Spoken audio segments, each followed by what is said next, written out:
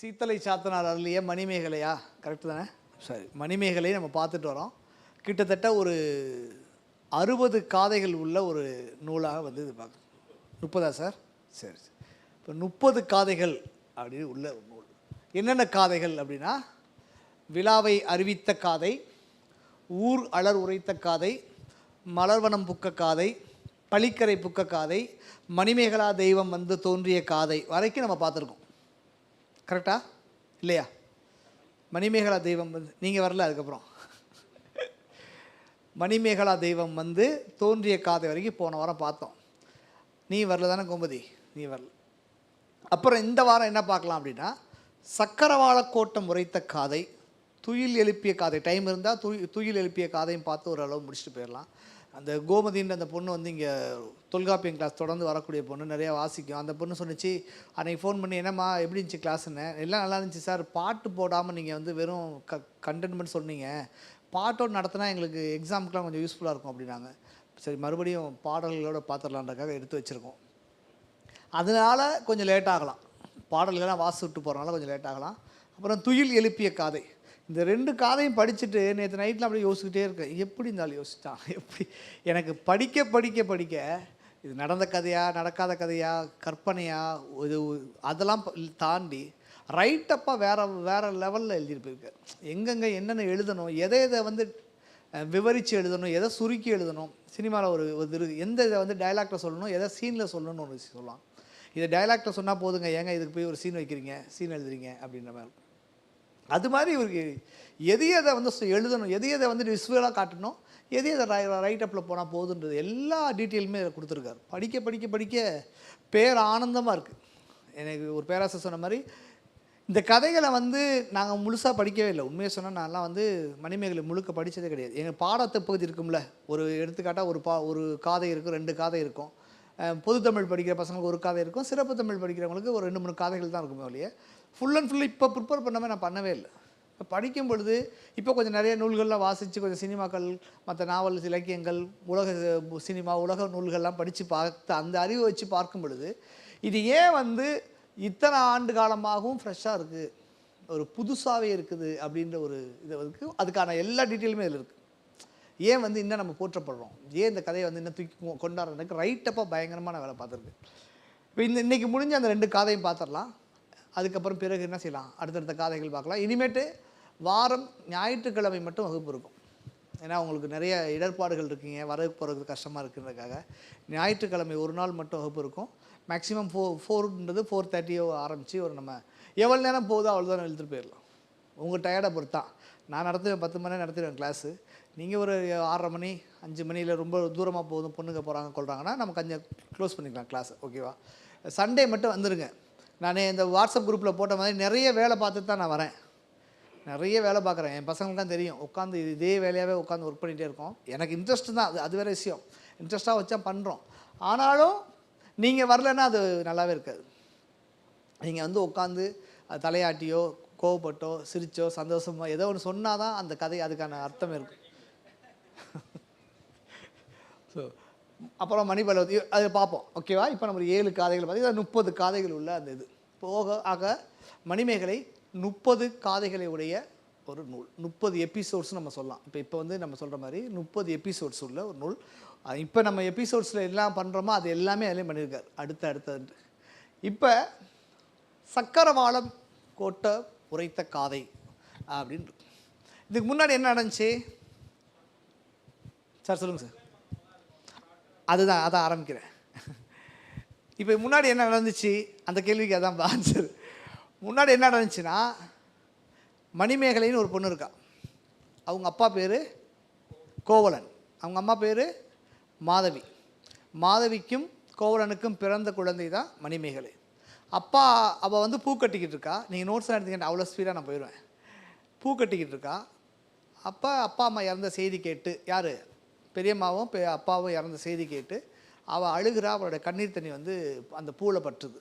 அந்த பூவில் பட்டவொடனே அப்போ அம்மா சொல்கிறா, நீ அழுகாதடி, நீ போய் வேறு பூ பறிச்சிட்டு வான்னு சொல்கிறா. அப்பா அவள் கூட இருக்க ஃப்ரெண்டு, மணிமேகலுடைய ஃப்ரெண்டு வந்து பேர் சுதமதின்னு பேர். அந்த சுதமதி சொல்கிறா, ஏக்கா நீ இப்போ இவ்வளோ அனுப்பாத, தனியாக அனுப்பாத, நான் போகிறேன். ஏன்னா ஒவ்வொரு பணத்தை பற்றி எனக்கு தெரியும், ஒவ்வொரு கார்டனும் ஒவ்வொரு பிரச்சனைக்குரிய கார்டன்ஸ். நான் எல்லா கார்டன்லையும் அனுபவப்பட்டிருக்கேன். என்னை வந்து இங்கே தான் கெடுத்து விட்டு ஒருத்தன் போனான். ஸோ அதனால் இவங்க வேணாம், நான் கூட போகிறேன் அப்படின்னு இவங்க கூட போகிறாங்க. இப்போ இது பேக்ராப்பில் என்ன நடக்குதுன்னா, எடுத்தோடனே வந்து அந்த இந்திர விழாவை பற்றி சொல்லிடுவார். இப்போ நம்ம சினிமா எடுக்கிற மாதிரி எடுத்தோடனே ஒரு ஃபெஸ்டிவல் மூடு காட்டுற மாதிரி எடுத்தோடனே ஒரு விழா.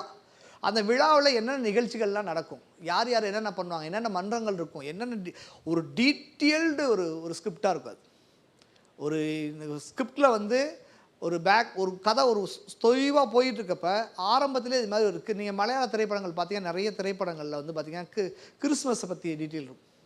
கிறிஸ்மஸ் அன்னைக்கு நடக்குது, ஈஸ்டர் அன்னைக்கு நடக்குது, இப்படி விழாக்கள் பேக்ஸ் பண்ணி வச்சுருப்பாங்க. இதில் வந்து இந்த துயில் எழுப்பிய காதை படிக்கிறப்ப ஒரு மலையாள படத்தை அப்படியே இருக்கும் அந்த சீன், ஃபஸ்ட்டு சீன்.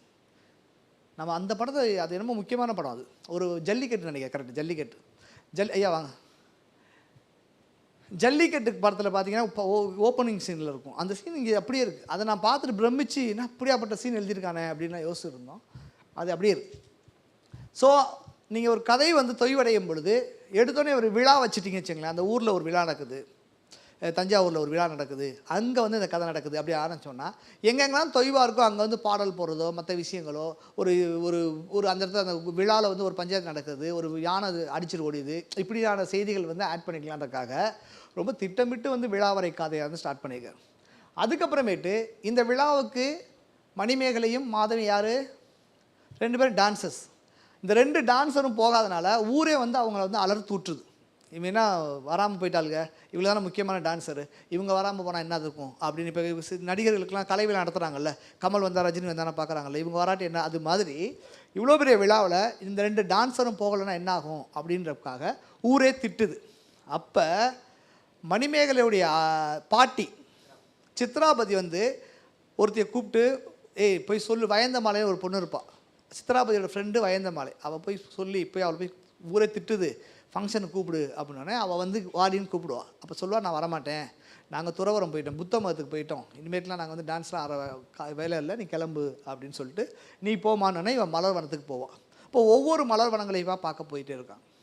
இதுக்கு இடையில் இந்த மணிமேகலைய அழகை பார்த்து ஒருத்தன் பயங்கரமாக ஒரு ராஜாவுடைய பையன், ஒரு இளவரசன் உதயகுமார்னு ஒருத்தன் வந்து லவ் பண்ண ஆரம்பிச்சிடும். அவன் இவளை விரட்டிக்கிட்டே வருவான். விரட்டி வந்து இவன் வந்து பளிக்கரை அப்படின்னு ஒரு ரூம்குள்ளே போய் ஒளிஞ்சிக்குவான். பூம்பெளின்றாரு. அந்த ரூமில் ஒளிஞ்சிட்டு அவன் வந்து இவளை திட்டிட்டு போவான்.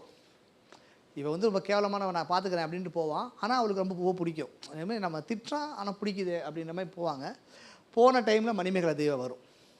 மணிமேகலை தெய்வம் வந்து அந்த விஷயம் என்ன பிரச்சனை நடந்துச்சு அதெல்லாம் கேட்டுட்டு அது ஒரு டீட்டெயில் சொல்லும். அதான் இந்த மணிமேகலை தெய்வம். மணிமேகலை தெய்வம் யார், என்ன இதுன்னு இப்போ நாங்கள் ஸ்கிரிப்டாக இதை பார்த்தோம் அப்படின்னா, இப்போ நான் ஆல்ரெடி ஒரு புக்கு சொல்லிகிட்டே இருக்கேன். ஒரு 1000 ஃபேஸஸ் ஆஃப் ஹீரோஸ்னு ஒரு புத்தகம் இருக்குது. இந்த 1000 ஃபேஸஸ் ஆஃப் ஹீரோஸில் வந்து என்ன சொல்கிறாங்கன்னா 17 ஸ்டெப்ஸு சொல்கிறாங்க. ஒரு கதையை வந்து உலகம் முழுக்க இப்படி தான் வடிவமைக்கிறாங்க அப்படின்னு சொல்லி ஒரு 17 ஸ்டெப்ஸ் சொல்கிறார். எடுத்தோடனே ஒரு நார்மல் வேர்ல்டுன்னு ஒன்று இருக்குன்றார். ஒரு நார்மல், நான் வந்து ஒரு சாதாரண ஒரு இடத்துல வந்து படித்து ஜாலியாக இருந்துகிட்ருக்கேன். இப்போ நான் இங்கே சென்னைக்கு வரப்போ ப்ரொஃபஸராக வரணும், இல்லை நான் ரவுடியாக போகிறேன், நான் ஒரு ஆட்டோ டிரைவராக போகிறேன், நான் என்னவா மாறேன்னு இருக்குல்ல, இந்த உலகத்துக்கு வரதுக்கு எனக்கு யாராவது ஒருத்தங்க இழுத்துட்டு வரணும்னு சொல்லி ஒரு கேரக்டர். இதில் என்ன பியூட்டினா, இழுத்துட்டு வருவாங்க, எல்லாத்துக்கும் ஒரு லைஃப் நடக்கும். இப்போ நான் வந்து ஒரு வேலை பார்த்துட்டு இருப்பேன், நான் சினிமா டைரக்டர் ஆகணும்னு ஆசைப்படுவேன், நான் ஒரு ஸ்போர்ட்ஸ்மேன் ஆகணும்னு இப்படி இருக்கும்ல. அப்போ என்னை யாராவது ஒரு இழுத்துட்டு வருவாங்களே, உங்களுக்கு யாரும் இன்ஸ்பயர் பண்ணா கேட்பாங்கல்ல, உங்களை யாரும் இன்ஸ்பயர் பண்ண அந்த கதைக்கு இங்கே இந்த இடத்துக்கு வரதுக்குன்னா, நான் சின்ன பிள்ளையிலே வந்து நல்லா படம் பார்ப்பேன் சார், நல்லா கதை சொல்லுவேன் சார், நான் சின்ன பிள்ளையிலே பொம்மை வச்சு ஆர்கிடெக்ட் பண்ணுவேன், அதனால தான் ஆர்கிடெக்ட் அப்படிலாம் சொல்லுவோம்ல. அந்த கேரக்டர் இருக்குல்ல, அந்த கேரக்டர், அதாவது நார்மல் வேர்ல்ட்லேருந்து இந்த கால் ஆஃப் அட்வென்ச்சர் இந்த உலகத்துக்கு வரதுக்கு ஒரு கேரக்டர் வரும். அந்த கேரக்டரை எப்படி டிஸ்கிரைப் பண்ணணும்னு சொல்லிட்டு சூப்பராக எழுதியிருப்பார். அவர் என்ன சொல்கிறாருன்னா, அந்த புக்கில் ஸ்பெசிஃபிக்காக அந்த கேரக்டர் வந்து கவனிக்கப்படுற மாதிரி இருக்கணுமா. ஒரு படத்தில் நிறைய கேரக்டர்ஸ் வரும்ல, எல்லா கேரக்டரும் இல்லாமல் அந்த கேரக்டர் ஆடியன்ஸ்க்கு இவன் வந்தான்ல அப்படின்னு இருக்கிற மாதிரி இருக்கணும்.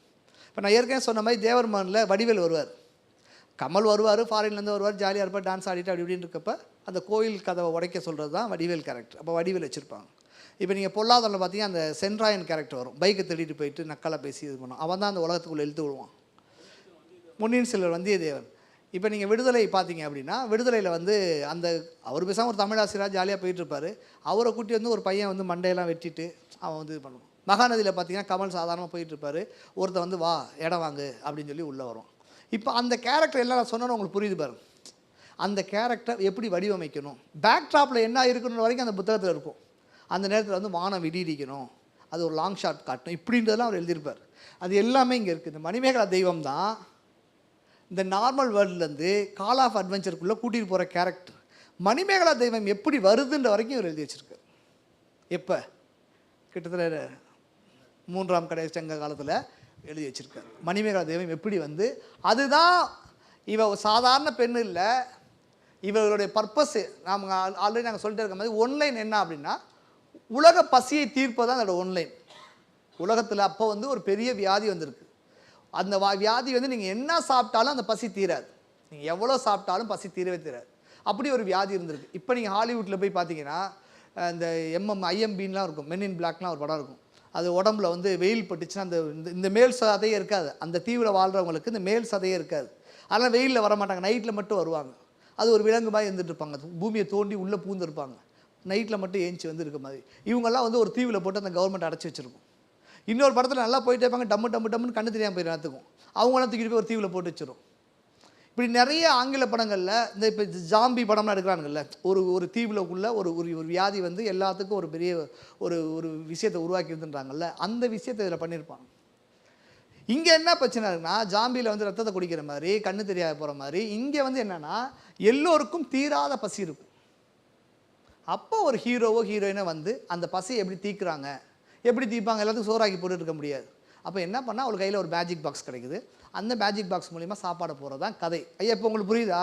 இந்த கதையில் வரக்கூடிய கதாபாத்திரங்கள் எல்லாமே புஷ் பண்ணிகிட்டே இருக்கும் அந்த கேரக்டரை, கொஞ்சம் கொஞ்சமாக தள்ளி தான் கொண்டு போகுமே ஒழிய எம்டியாக இருக்காது. இந்த இடத்துல பார்த்தீங்கன்னா மணிமேகலா தெய்வம் தான் நார்மல் வேர்ல்டுலேருந்து கால் ஆஃப் அட்வென்ச்சருக்கு இழுத்துட்டு போகிற கேரக்டராக மாறும். அவள் தான் வந்து இந்த பாப்பா சுதமதியை கூப்பிட்டு, நீ உடனே அவளுக்கு நிறைய வேலை வந்துருச்சு, நீ இன்னும் சும்மா சுற்றிக்கிட்டு இருக்கானா, நீ கிளம்புன்னு சொல்லி அவளை தூக்கிட்டு போய் வேறு இடத்துல படுக்க வச்சுட்டு இவளை கூட்டிகிட்டு போய் மணிப்பள்ளத்துக்கு கொண்டு போய், ஓகேவா? ஆமாம், அது கேரக்டர் கொண்டுகிட்டே இருக்கும். ஓகேவா? மணிமேகலா தெய்வம் வந்துட்டு இதுதான் இது வரைக்கும் நடந்தது. இப்போ இந்த சக்கரவாள கோட்டம்னா என்ன, அங்கே வந்து இவளை எப்படி தங்க வச்சுட்டு போகுதுன்றதான் இந்த கதை. அதுக்கப்புறம் அவளை எழுப்புற கதை. அந்த அடிப்படையில் பார்க்குறோன்னா சக்கரவாள கோட்டம் உரைத்த காதை. அப்படியே ஒரு நீங்கள் இந்த இப்போலாம் சினிமாவில் பண்ணுறாங்களே, அப்படியே கேமரா எடுத்து அப்படியே வானம் விழிஞ்சி அப்படியே ஒன்று பண்ணுறோம்ல, பாலுமேந்திரா படத்துல எல்லாம் அப்படியே உங்கள் பேர் என்ன, ஸ்ரீதேவி வந்து வானெங்கும் வெண்ண மீன்கள் அப்படின்னு ஒரு பாட்டு பாடுவாங்கள்ல, 3ஆம் பிறையில் ஃபஸ்ட்டு ஓப்பனிங் பார்த்தா அவங்க போயிட்டு அதுக்கப்புறம் ஒரு ஆக்சிடென்ட் ஆகி அவங்க மெண்டல் ஆயிடுவாங்க. அப்போ அது ஒரு அழகியதாக காட்டுற மாதிரி இங்கே காட்டுறாங்க. மணிமேகலா தெய்வம் எப்படி தோன்றுது, நான் சொல்கிற மாதிரி கால் ஆஃப் அட்வென்ச்சரில் எப்படி தோன்றுது அப்படின்னு பார்த்தா, அந்தி காலமாகிய மாலை பொழுது நீங்கியது, மாலை நீங்கிடுச்சு, விரிந்த கதிர்களுடைய திங்கள் மண்டிலம் தோன்றியது. இங்கே எக்ஸாம்பிள்ஸ் பாருங்களேன். நல்லவங்கள்ட்ட ஒரு தப்பு தெரிஞ்சிச்சுன்னா உடனே தெரிஞ்சிடும். இப்போ ஒரு வெள்ளை கலர் செவுத்தில் பிளாக்காக ஒரு புள்ளி வச்சா தெரியும்ல, ஒரு ஒயிட் கவர் இதில் வந்து ஒரு கருப்பாக ஒரு புள்ளி வச்சா தெரிகிற மாதிரி, நல்லவன் சின்ன தப்பு செஞ்சாலும் தெரிஞ்சிடற மாதிரி அப்படின்னு சொல்கிறார். சான்றோரிடம் குற்றம் ஏதேனும் உண்டாயின் அது விளக்கமாக தோன்றி தெரியும், அதுபோல வானத்தில் விளங்கும் திங்களில் களங்கம் தோன்றி தெரிந்தது. வானத்தில் திங்கள் களங்கம். வெள்ளி வெண்குளத்திலிருந்து பால் பொழிகிற, வெள்ளி அதே ஒயிட்டு, அதுலேருந்து பால் வழிகிற மாதிரி அழகிய குளிர்ச்சி பொருந்திய பூஞ்சோலையில் அப்படியே என்ன செய்யுது, அந்த சூரியனுடைய ஒளிக்கதிர்கள்லாம் அப்படியே பறக்குது. அப்பொழுது இந்த இந்த செட்டப் இருக்குல்ல, இந்த செட்டப் சொல்கிறானுங்க அந்த புக்கில். கால் ஆஃப் அட்வென்ச்சருக்கு ஒரு கேரக்டர் வரும்னு சொல்கிறாங்கல்ல, ஒரு கேரக்டர் வரும்பொழுது நீங்கள் நல்லா பார்த்தீங்கன்னா, கமல் படம் என்ன படம் சொன்னேன், தேவர் மன்னன், இன்னொரு படம் மகாநதியில் பார்த்தீங்கன்னா கமல் சீன் இருக்கும். அந்த மலையாளத்துலேருந்து ஒருத்தர் வந்திருப்பார், அனிபா, அவரும் கமலும் காவிரி ஆற்று படிக்கட்டில் உட்காந்துட்டு இப்படியாப்பட்ட அழகிய இந்த சோலைகள் விசுக்கக்கூடிய இந்த சிறு சிறு காற்று, இப்படி தென்றல் காற்று, இந்த ஆறு ஓடுறது, இதில் எல்லாத்தையும் அவன் சொல்லுவாங்க. அந்த புத்தகத்தில் இதெல்லாம் இருக்குது. நீ வந்து ஒரு கேரக்டர் இந்த உலகத்துலேருந்து ஹீரோ அந்த உலகத்துக்கு கொண்டு போகிறப்ப ஒரு கேரக்டர் நீ அறிமுகப்படுத்துறேன்னா அந்த கேரக்டர் பின்னாடி இந்த மாதிரி டீப்பாக வந்து செல்லுன்றான். அதை கமல் டயலாக்ல பண்ணியிருப்பார். இதெல்லாம் விட்டுட்டு நீங்கள் ஏன் மெட்ராஸ்க்கு வரணும் அப்படின்னு அவன் கேட்பான். இது இங்கே இருக்குது. அப்படியே நான் படிக்கிறப்ப அப்படி தான் யோசித்தேன், எனக்கு அப்படி தோணுது, உங்களுக்கு எப்படி தோணுன்னு தெரியல. அப்போது விண்ணில் எழுந்த மணிமேகலா தெய்வம், அப்போது முன்னாடி விண்ணில் வந்து மணிமேகலா தெய்வம் அப்படியே ஓப்பன் ஆகுது. மின்னல் தெய்வம் பெண் உருவம் கொண்டு வந்ததை போல, மின்னல் இருக்குல்ல, அது ஒரு பெண் உருவமாக வந்தால் எப்படி இருக்கும்? வாமா மின்னல், ஐயோ மின்னல் அப்படின்னு சொல்கிறாங்கல்ல, ஒரு பெண்ணே மின்னல் உருவமாக வந்தால் எப்படி இருக்குமோ அது மாதிரி திருமேனி வானவில்லை போல ஒளி வீசி திகழ்ந்தது. உள்ள கேரக்டருடைய உள்ள வருது. அறவழியை சுற்றுகின்ற ஆதி முதல்வன் புத்த தேவருடைய பாதம் உடனே அது அப்படியே சாமி இறங்கி வந்து புத்தனை வந்து வணங்குது. வணங்கிட்டு நேராக அப்படி நம்ம என்ன பேசிகிட்டு இருக்கோம், திடீர்னு வந்து ஒரு மின்னல் மாதிரி ஒரு தெய்வம் வந்துன்னா இப்படி இருக்கும், நம்ம பயந்துருவோம், அதை டிஸ்கஸ் பண்ண மாட்டோம், இது பேயா பூதமான்னு சொல்லி இருக்கோம். அப்போ நமக்கு தெரிஞ்ச ஒரு கேரக்டர் ட்ரெஸ்ஸை ஆளை மாறி இங்கே வருதுன்றோம். புரியலையா? புரியுது தானே? மணிமேகலையும் சுதமதியும் பேசிகிட்டு இருக்காங்க. ஓகே, இப்போ மணிமேகலா தெய்வம் வருது.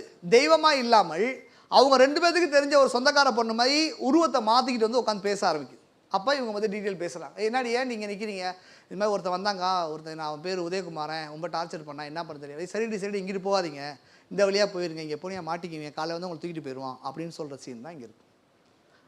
இப்படிலாம் சொல்லிட்டாங்க. அப்போ மின்னல் உருவமாக வந்த மாதிரியே வந்துச்சானா? இல்லை. புத்த தேவனை வணங்குது. மணிமேகலை சுதமதி இருவருக்கும் தெரிந்த புகார் நகரில், எங்கே வாழக்கூடிய 2 பேர்த்துலேயும் வாழக்கூடிய காவிரி பூம்பட்டம் என்ற பூம்புகாரில் வாழக்கூடிய ஒரு பெண்ணின் வடிவம் கொண்டு தோன்றியது. சாமியாக தோன்றலை, வேற ஒரு உருவம் மாற்றுறது. இன்றைக்கி தான் இங்கே ஹாலிவுட்லாம் எடுக்கிறானுங்க. ஃபேஸ் ஆஃப்னு ஒரு படத்தில் வந்து ஏன் நான் வந்து இவன் உருவத்துலேயும் அவன் என் உருவத்துலேயும் மாறுறதெல்லாம் எழுதுவானுங்க. இன்றைக்கி அங்கேயே இருந்திருக்கு. பின்னர் சுதமதி நல்லாளின் முகம் நோக்கி, இங்கு ஏன் நிற்கிறீர்கள், நீங்கள் உற்ற துன்பம் என்ன என்று வினவியது. கதை புரியுதா? மணிமேகலை தெய்வம் வருது, வந்து இங்கே ஏன் நிற்கிறீங்கன்னு கேட்குறது. அப்போ என்ன சொல்லுவாவ? உங்களுக்கு தூக்கம் வருது தானே?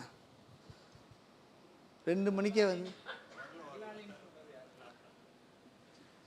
நல்லானின் பின்னர் சுதமதி நல்லானின் முகம் நோக்கி, அவள் சுதமதியும் மணிமேகலை 2 பேர்த்தோட முகத்தை நோக்கி. ஒரு கிராஸ் கேள்வி கேட்டு மடக்க பார்க்குறீங்களா? சேரை மாற்றி வர அவருக்கு.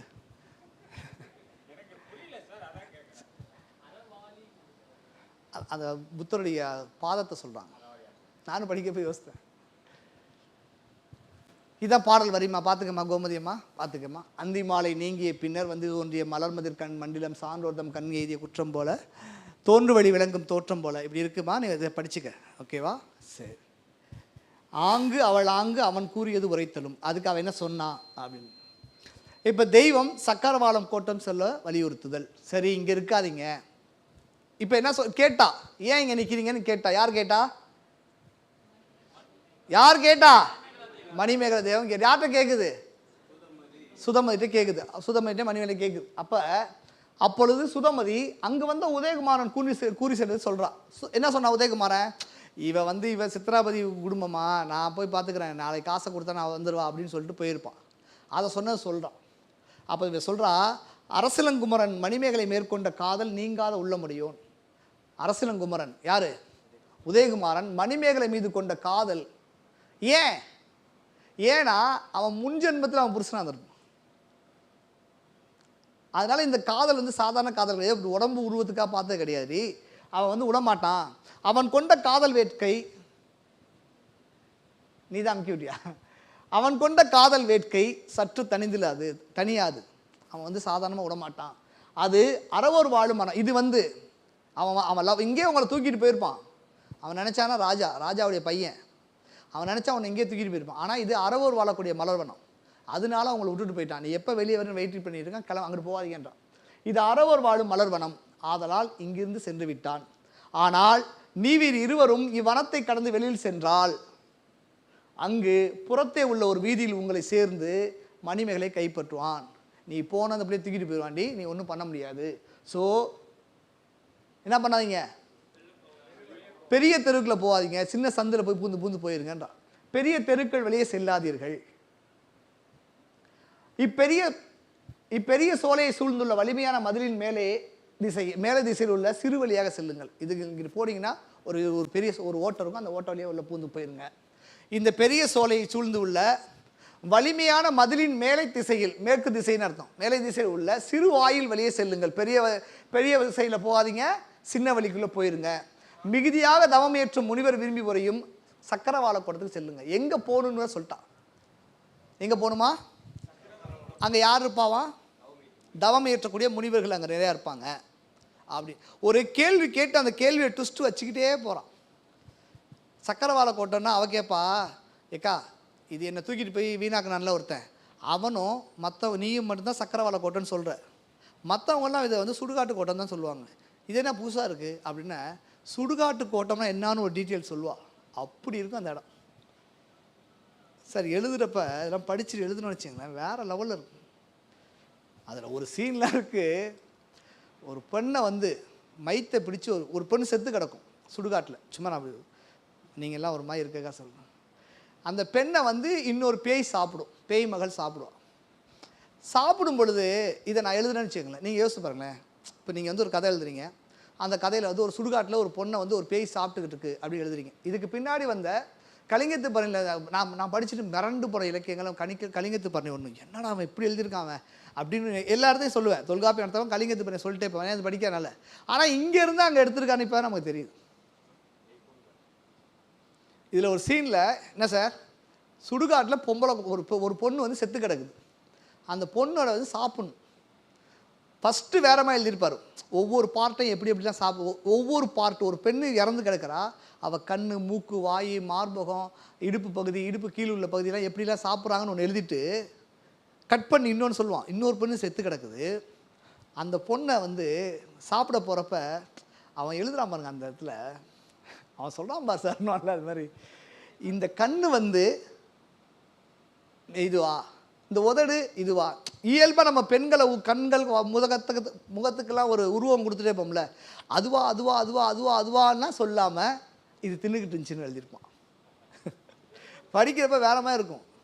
கண் இப்போ நம்ம பாட்டில் எழுத அந்தி மலை பொழிகிறது, ஒவ்வொரு துளியும் உண்மையாக இருக்குது, அப்படி இப்படின்னு ஒவ்வொரு பாட்டில் எழுதிட்டே இருக்கோம்ல, அந்த பணத்தை தின்றப்ப இந்த ஆளுக்கு எப்படி இந்த யோசனை வந்துச்சுன்றது பயங்கரமாக இருக்கும். அந்த பணத்தை எடுத்து தின்றப்ப இப்படியா அப்படியா இப்படியா இப்படியா அப்படிலாம் இல்லாமல் அதை எடுத்து தின்னுக்கிட்டு இருந்துச்சு, தின்னுட்டு ஒரு சத்தம் கொடுத்துச்சின்னு எழுதியிருப்பாங்க. ஸோ சக்கரவாள கோட்டத்திற்கு செல்லுங்கள். கதை போகுதா? கரெக்டாக ஜம்ப் ஆகுதா? சரி, அங்கே போங்க. அங்கு இரவு பொழுதை கழிப்பினும் கொடிய துன்பம் ஒன்றும் வராது. அங்கே வந்து நைட்டு தூங்குறதா கொஞ்சம் கஷ்டமாக இருக்கும், ஆனாலும் வேற பிரச்சனையே வராது. நீவீர் அங்கு செல்வீராக என்று மணிமேகலை தேவி அருளியது. யார்கிட்ட என்ன சொல்கிறாங்க? மணிமேகலை, நீங்கள் தான் புதுசாக சொல்லுங்கள்.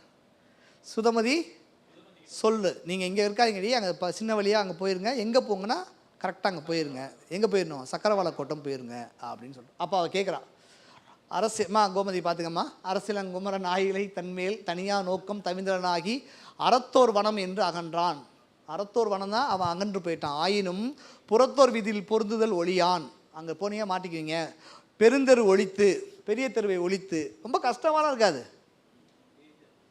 நம்ம படித்தோம்னா கஷ்டமாக இருக்காது. இப்போ நான் நடத்துனதுக்கப்புறம் உங்களுக்கு புரியுது இல்லை, ரொம்ப சிம்பிளாக தான் இருக்கும். தமிழ் தானே, தமிழ் ரொம்ப சிம்பிளாக. ஆமாம் ஆமாம், அதனால தான் நான் மாற்றி போட்டேன். புத்தகத்தில் வந்து இது ஃபஸ்ட்டு இருக்கும், அது பின்னாடி இருக்கும். நான் முதல்ல டைப் பண்ணி காப்பி பண்ணி போட்டு அதுக்கப்புறம் மாற்றிக்கிட்டு இருக்கேன்.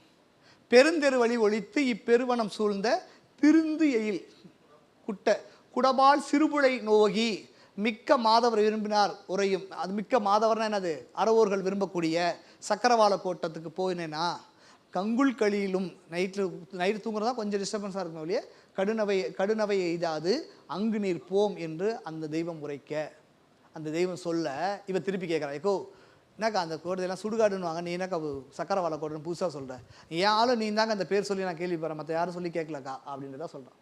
அவள் சொல்கிறான், என்ன சொல்கிறா? சுடுகாட்டு கோட்டம் சுதமதி கூறுறான், என்னை வஞ்சித்த விஞ்சனாகிய மாறுத வேகனும் அழகிய சிவந்த மெல்லியல் நீயும் அல்லாமல். அவர் சொல்கிறப்ப ஒரு வார்த்தை, அழகிய சிவந்த மெல்லியல்ன்றான். நம்ம எல்லாத்தையும் எப்பயுமே நக்கலாக அவங்களோட மைனஸே பேசிகிட்டு இருப்போம். இதுலேருந்து நம்ம அதான் லேர்ன் பண்ணிக்கணும். யாரை பார்த்தாலும் அவங்களுக்கு ப்ளஸ்ஸாக பேசிட்டு இருந்தீங்கன்னா ரொம்ப உங்களுக்கு பிடிக்கும். அதான் சொல்கிறா, என்னை வஞ்சித்த விஞ்சனாகிய வாரத வேகனும் அழகிய சிவந்த மெல்லியல் நீயும் அல்லாமல் இந்த புகார் நகரில் உள்ளோர் அனைவரும் என்ன சொல்லுவாங்க? அதை என்ன சொல்லுவாங்க? சுடுகாட்டு கோட்டம் என்றே உரைப்பார்கள், வேறு பெயர் கூற மாட்டார்கள்.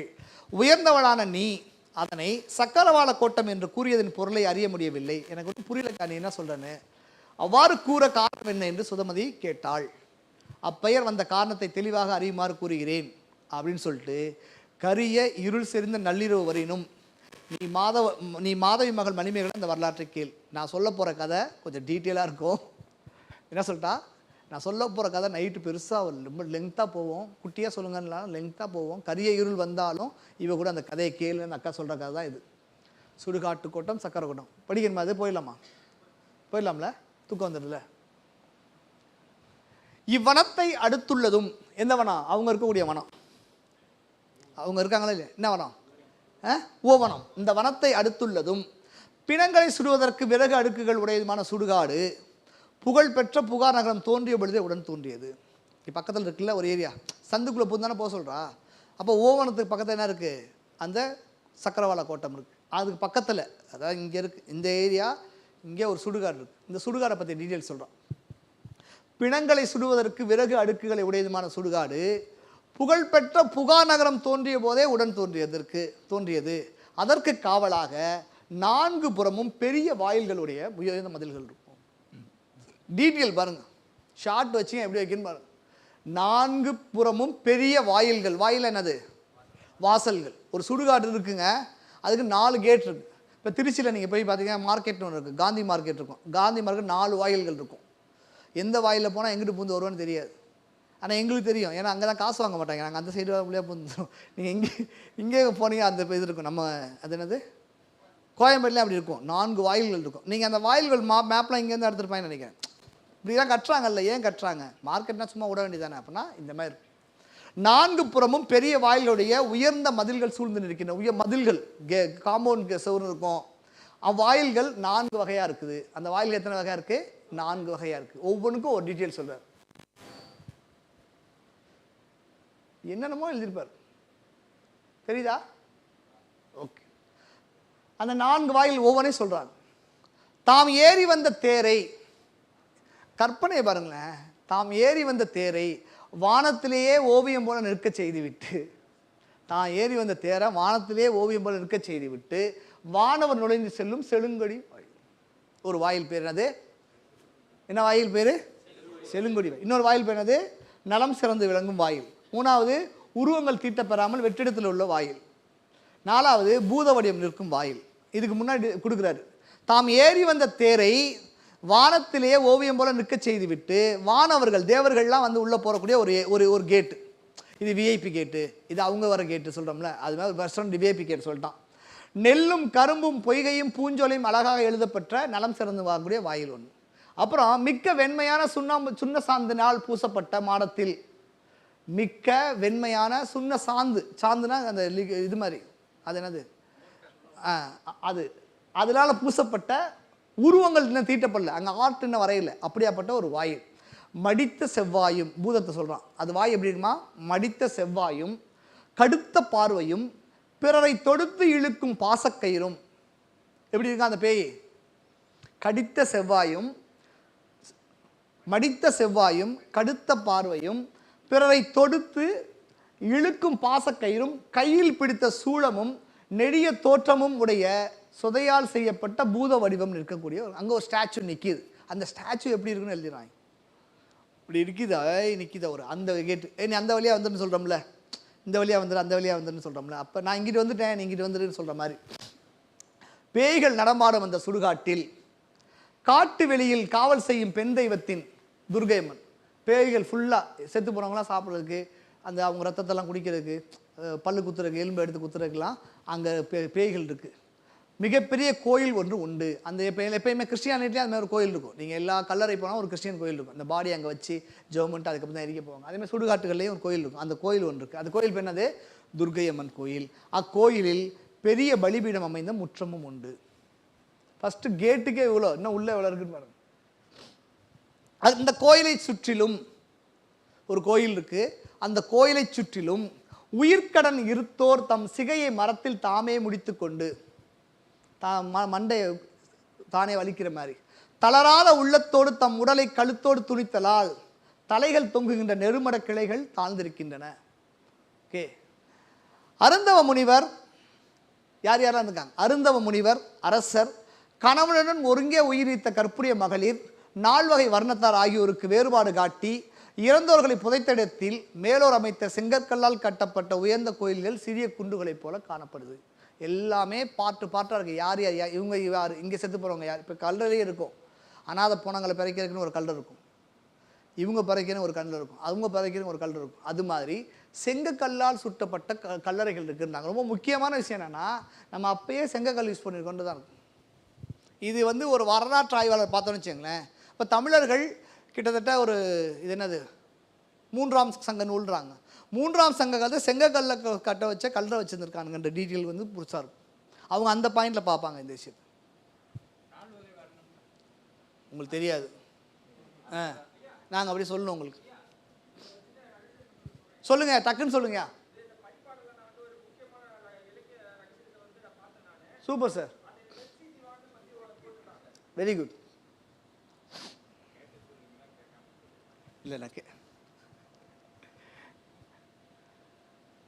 என்னென்ன இருக்குன்னு பாருங்க, டீட்டெயிலாக இருக்கான். வலிமை மிக்க சுடுகாட்டு கடவுளுக்கு சுடுகாட்டு கடவுள் படியில் இருக்க ஒரு திருத்தமான தூண்களும் கற்களான திண்ணையும் வளைந்து செல்லும் பல வகையுடைய சந்தும். எவ்வளோ டீட்டெயில் இருக்கு பாருங்க. ஒரு கல்லறையை எழுதுறதுக்கு நேற்று உட்காந்து எழுதுன மாதிரி இருக்கு பாருங்க. இந்த இதில் வந்து நீங்கள் பார்த்தீங்கன்னா பயங்கர கஷ்டமான வேர்டெலாம் ஒன்றுமே கிடையாது. நல்லா பார்த்தீங்கன்னா ரொம்ப கடினமான சொற்கள், இந்த சொற்களுக்கு என்ன பொருள் புரியலாம் இல்லை, ரொம்ப சிம்பிளாக எழுதிட்டு போயிருக்காரு. ஒரு இடத்த எப்படி டீட்டெயிலாக எழுதுறதுக்கான எல்லா டீட்டெயிலுமே இருக்கும். கோலும் உண்ணும் களமும் கையில் பிடித்து காவல் செய்யும் சுடுகாட்டு காப்பாளர் உண்டு. என்னென்ன இருக்கான், தூண் இருக்கான், திண்ணை இருக்கான். அங்கே உட்காந்து அந்த அந்த கல்லறையை பார்த்துக்குவாங்கல்ல, அவங்க கையில் என்ன வச்சுருப்பாங்க, கோல் வச்சு. அந்த நாய்கி வந்து இழுக்க போணுச்சுன்னா அடிக்கிறதுக்கு, இல்லை பாடி ஏந்திரிச்சிச்சுன்னா அதை போட்டு அடிக்கிறதுக்கு எல்லாத்துக்கும் ஒரு கோல் வச்சுருப்பாங்க. கோலும் உண்ணும் களமும் கையில் பிடித்து காவல் செய்யும் சுடுகாட்டு காப்பாளரும் உண்டு. காப்பாளர் இருக்கக்கூடிய உறைவிடமாகிய குடிசைகள் அங்கே இருக்குதான். நீங்கள் டேரக்டர்ஸ் தான் யோசிப்பீங்க, கட்டு கட்டு கட்டு கட்டு கட்டு கட்டு போடணும். பாகுபலிக்கு டேரக்டரை கொடுத்தோம்னா அதை வேற மாதிரி கொடுத்துட்டு போயிடுவார். அவர்லாம் அப்படியே செட்டு போட்டு வேற மாதிரி வச்சுட்டு போயிடுவார். புகை மேலெழுந்து செல்வதால் கொடி போலும் தீக்கொழுந்து பற்றி படுவதால் தோரணம் போல காட்சி தரக்கூடிய இந்த கல்லறையில் நிழல் தர அமைந்த பந்தல்கள் எங்கும் பறந்து கிடக்குது. திண்ணை, தூணு, அங்கே இருக்கக்கூடிய சாவு வேலை செய்யக்கூடிய ஆட்கள் எல்லாம் எப்படி இருக்காங்கன்றது எழுதிடுறாங்க. எழுதிட்டு என்ன தனியாக போகுது,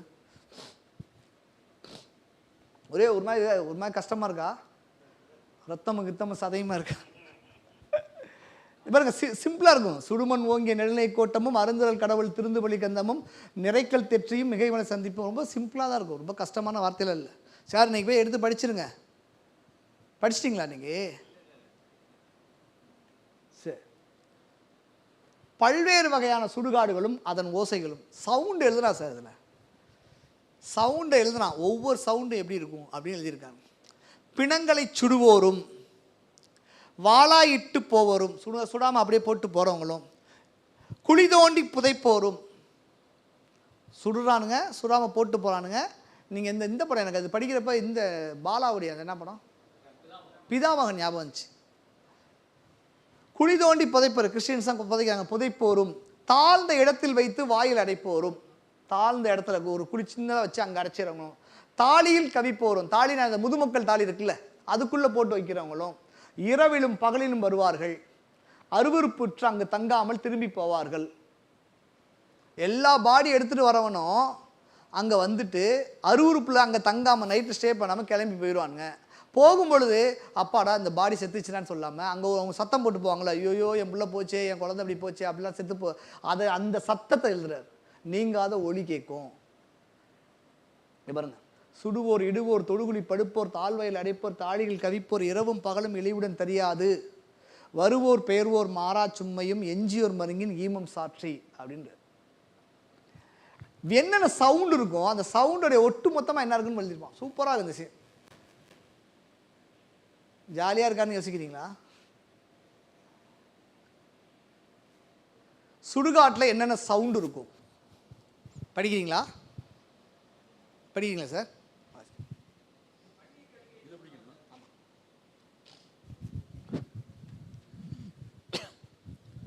சுடுகாட்டில் எழும் ஓசைகள்.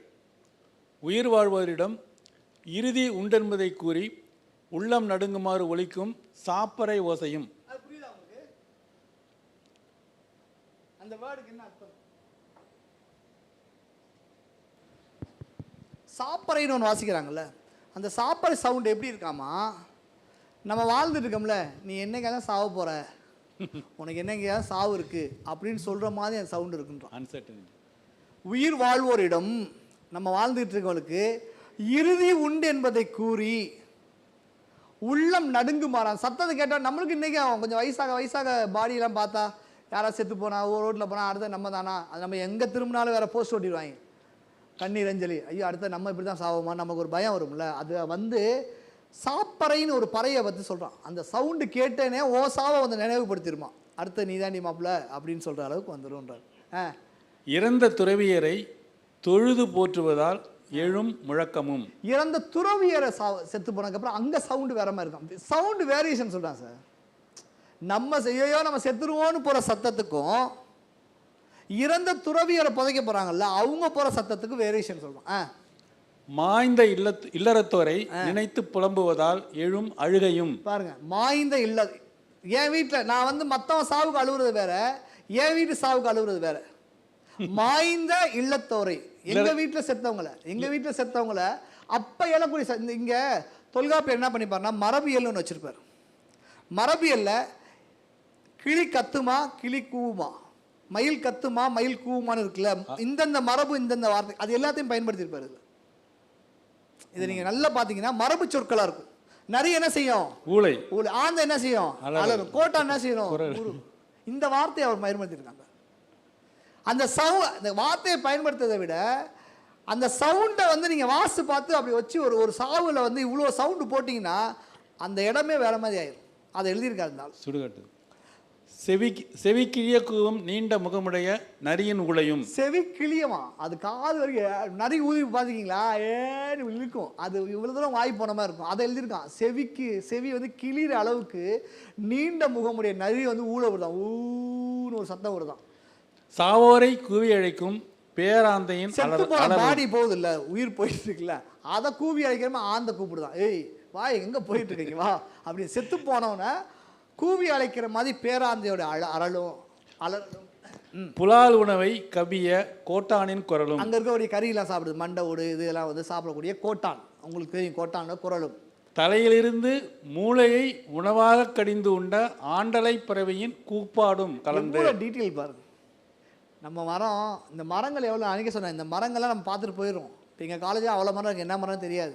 இப்போ நம்ம எவ்வளோ நாள் கல்லறை போகிறோம், எவ்வளோ கல்லறைகள் பார்த்துக்கிறோம், நண்பர்கள் கல்லறை போகிறோம், சொந்தக்காரங்க எல்லாத்துக்கும் போகிறோம், ஆனால் இவ்வளோ டீட்டெயில் நம்ம பார்க்கவே மாட்டோம். அவ்வளோ டீட்டெயில் இருக்கான் பாருங்க. தலையிலிருந்து மூளையை உணவாக கடித்து உண்டது ஒரு பறவை இருக்கான், அந்த பறவை பேர் ஆண்டலை பறவையா, அது கூப்பாடு போடுமா. கூப்பாடுன்ற வார்த்தை தெரியுது, என்னடா ஏட்டா கூப்பாடு போடு, கத்திக்கிட்டே இருப்பாரு, ஏட்டா கூப்பாடு போடுங்க சரி அப்படின்னு கிராமத்தில் இந்த வார்த்தை பயன்படுவாங்க. கூப்பாடும் கலந்து இந்த எல்லாமே ஒவ்வொரு ஆறா போய் ஒரு கடல்ல கலந்துச்சுன்னா அங்க ஒரு பெரிய சத்தம் எப்படி இருக்கும், அந்த மாதிரி சத்தம் இருக்குன்னு ஒரு ஓமை வேற போட்டார். தூய தன்மை உடைய பல ஆறுகள் கலக்கும் பெருங்கடலின் பேரு ஓசையை போல அந்த சுடுகாட்டில் துன்பம் தரும் ஆரவாரம் எப்பொழுதும் இடைவிடாது ஒழுத்திக்கிட்டே இருக்கும், ஏன்னா சாவு வந்துகிட்டே இருக்கும் அப்படின்னு சொல்றாரு. பாருங்க, நீங்க படிச்சு சரி. சுடுகாட்டில் சத்தம் பார்த்துட்டோம், திண்ணை பார்த்துட்டோம், தூண் பார்த்துட்டோம், அங்கே பாடி புதைக்கிறவங்க வீடு எப்படி இருக்குன்னு பார்த்துட்டோம். அடுத்தது என்னென்ன மரங்கள் இருக்கும், அந்த மரங்களுக்கு கீழே என்னென்ன வீடுகள், மன்றம்னா குட்டி குட்டியான மன்றங்கள்னா ஒரு வீடுகள் மாதிரி இருக்கும், அது என்னென்ன இருக்கும், அங்கே எப்படி சவுண்ட் ஒரு எழுதியிருக்காரு. சுடுகாட்டில் உள்ள மரங்களும் மன்றங்களும். அச்சுடுகாட்டில் தான்றியும் ஒடுவையும் உழிஞ்சிலும் உயர்ந்து நிற்கக்கூடிய. நான் அன்னைக்கே சொன்னேன், தொல்காப்பியர் வந்து ஓர் அறிவு உள்ள உயிர் எது அப்படின்னு சொன்னால் புல்லும் மரமும் சொல்கிறான்னு சொன்னேன். ஞாபகம் இருக்கா அவங்களுக்கு? யார் வரலையா? ஒரே ஒரு அறிவு உள்ள உயிர் வந்து புல்லும் மரமும். ஒரு புல் இருக்குல்ல, மரம், அதை சொல்லிவிட்டு புல்லுன்னா என்ன மரம்னா என்னன்னு சொல்லியிருப்பாரு. அதில் நான் போன வகுப்பில் எதை பேசினேன், உள்ள போலா இருந்து வெளியே ஸ்ட்ராங்காக இருந்தால் அது புல்லாம், உள்ள ஸ்ட்ராங்காக இருந்து வெளியே போலா இருந்தால் அது பேர் மரம் அப்படின்னு எழுதியிருக்காரு. இங்கே வந்து எது உயர்ந்திருக்கும் எது அடர்ந்துருக்குன்னு எழுதியிருக்கான். அந்த இந்த மரம் உயர்ந்திருக்குதான், இந்த மரம் அடர்த்தியாக இருக்குது அப்படின்னு டீட்டெயில். நான் ஏற்கனவே சொன்ன மாதிரி அறிவு என்றால் என்னன்னா அறிதல் தான் அறிவு. அறிகிறது தான் அறிவு. ஒவ்வொன்றையும் நம்ம அறிஞ்சிக்கிறோம். இது இது இது இது இதுன்ட்டு. இப்போ உயர்ந்து நிற்கிது, இது அடர்ந்து நிற்கிது, ஒரு அறிவு அவ்வளோ. அதை சொல்கிறான் அந்த ஆள். சுடுகாட்டில் தான்றையும் ஒடுவையும் உளிஞ்சிலும் உயர்ந்து நிற்கிது, கான்றையும் குறையும் கல்லியும் அடர்ந்து வளர்ந்து செறிந்து உள்ளன. அந்த காட்டில் பல மரங்களின் அடியில் பலரும் கூடுவதற்கிடமான மன்றங்கள் பல அமைந்துள்ளன. ஷெட்டு போட்டிருக்காங்க அந்த மரத்துக்கு பக்கத்தில். மரமாய் ஷெட்டு மாதிரி இருக்கு. ஓகேவா? இதான் அந்த பாடல் வரி. ஓகே, இது எங்கே சார் போச்சு?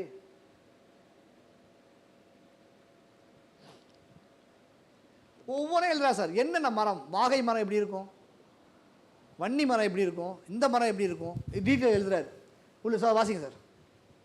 மேகம் தங்குகின்ற பெருங்கிளைகளை உடைய பசியால் வாடும் கொடிய பேய் கூட்டம் திரண்டு வாழும் வாகை மரங்கள் நிற்கும் மன்றமும். வாகை மரத்தில் பேய் நிற்குமா? அது என்ன பேயா? பசியால் வாடக்கூடிய பேய்கள் இருக்குமா? ஓகே. அடுத்தது வெண்மையான நினத்தை தசையுடன் என்னது?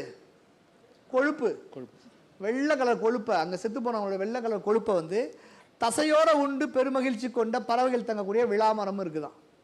என்ன மரம் இருக்கான்? ஃபஸ்ட்டு வாகை மரம், பேய் இருக்கக்கூடிய வாகை மரம்.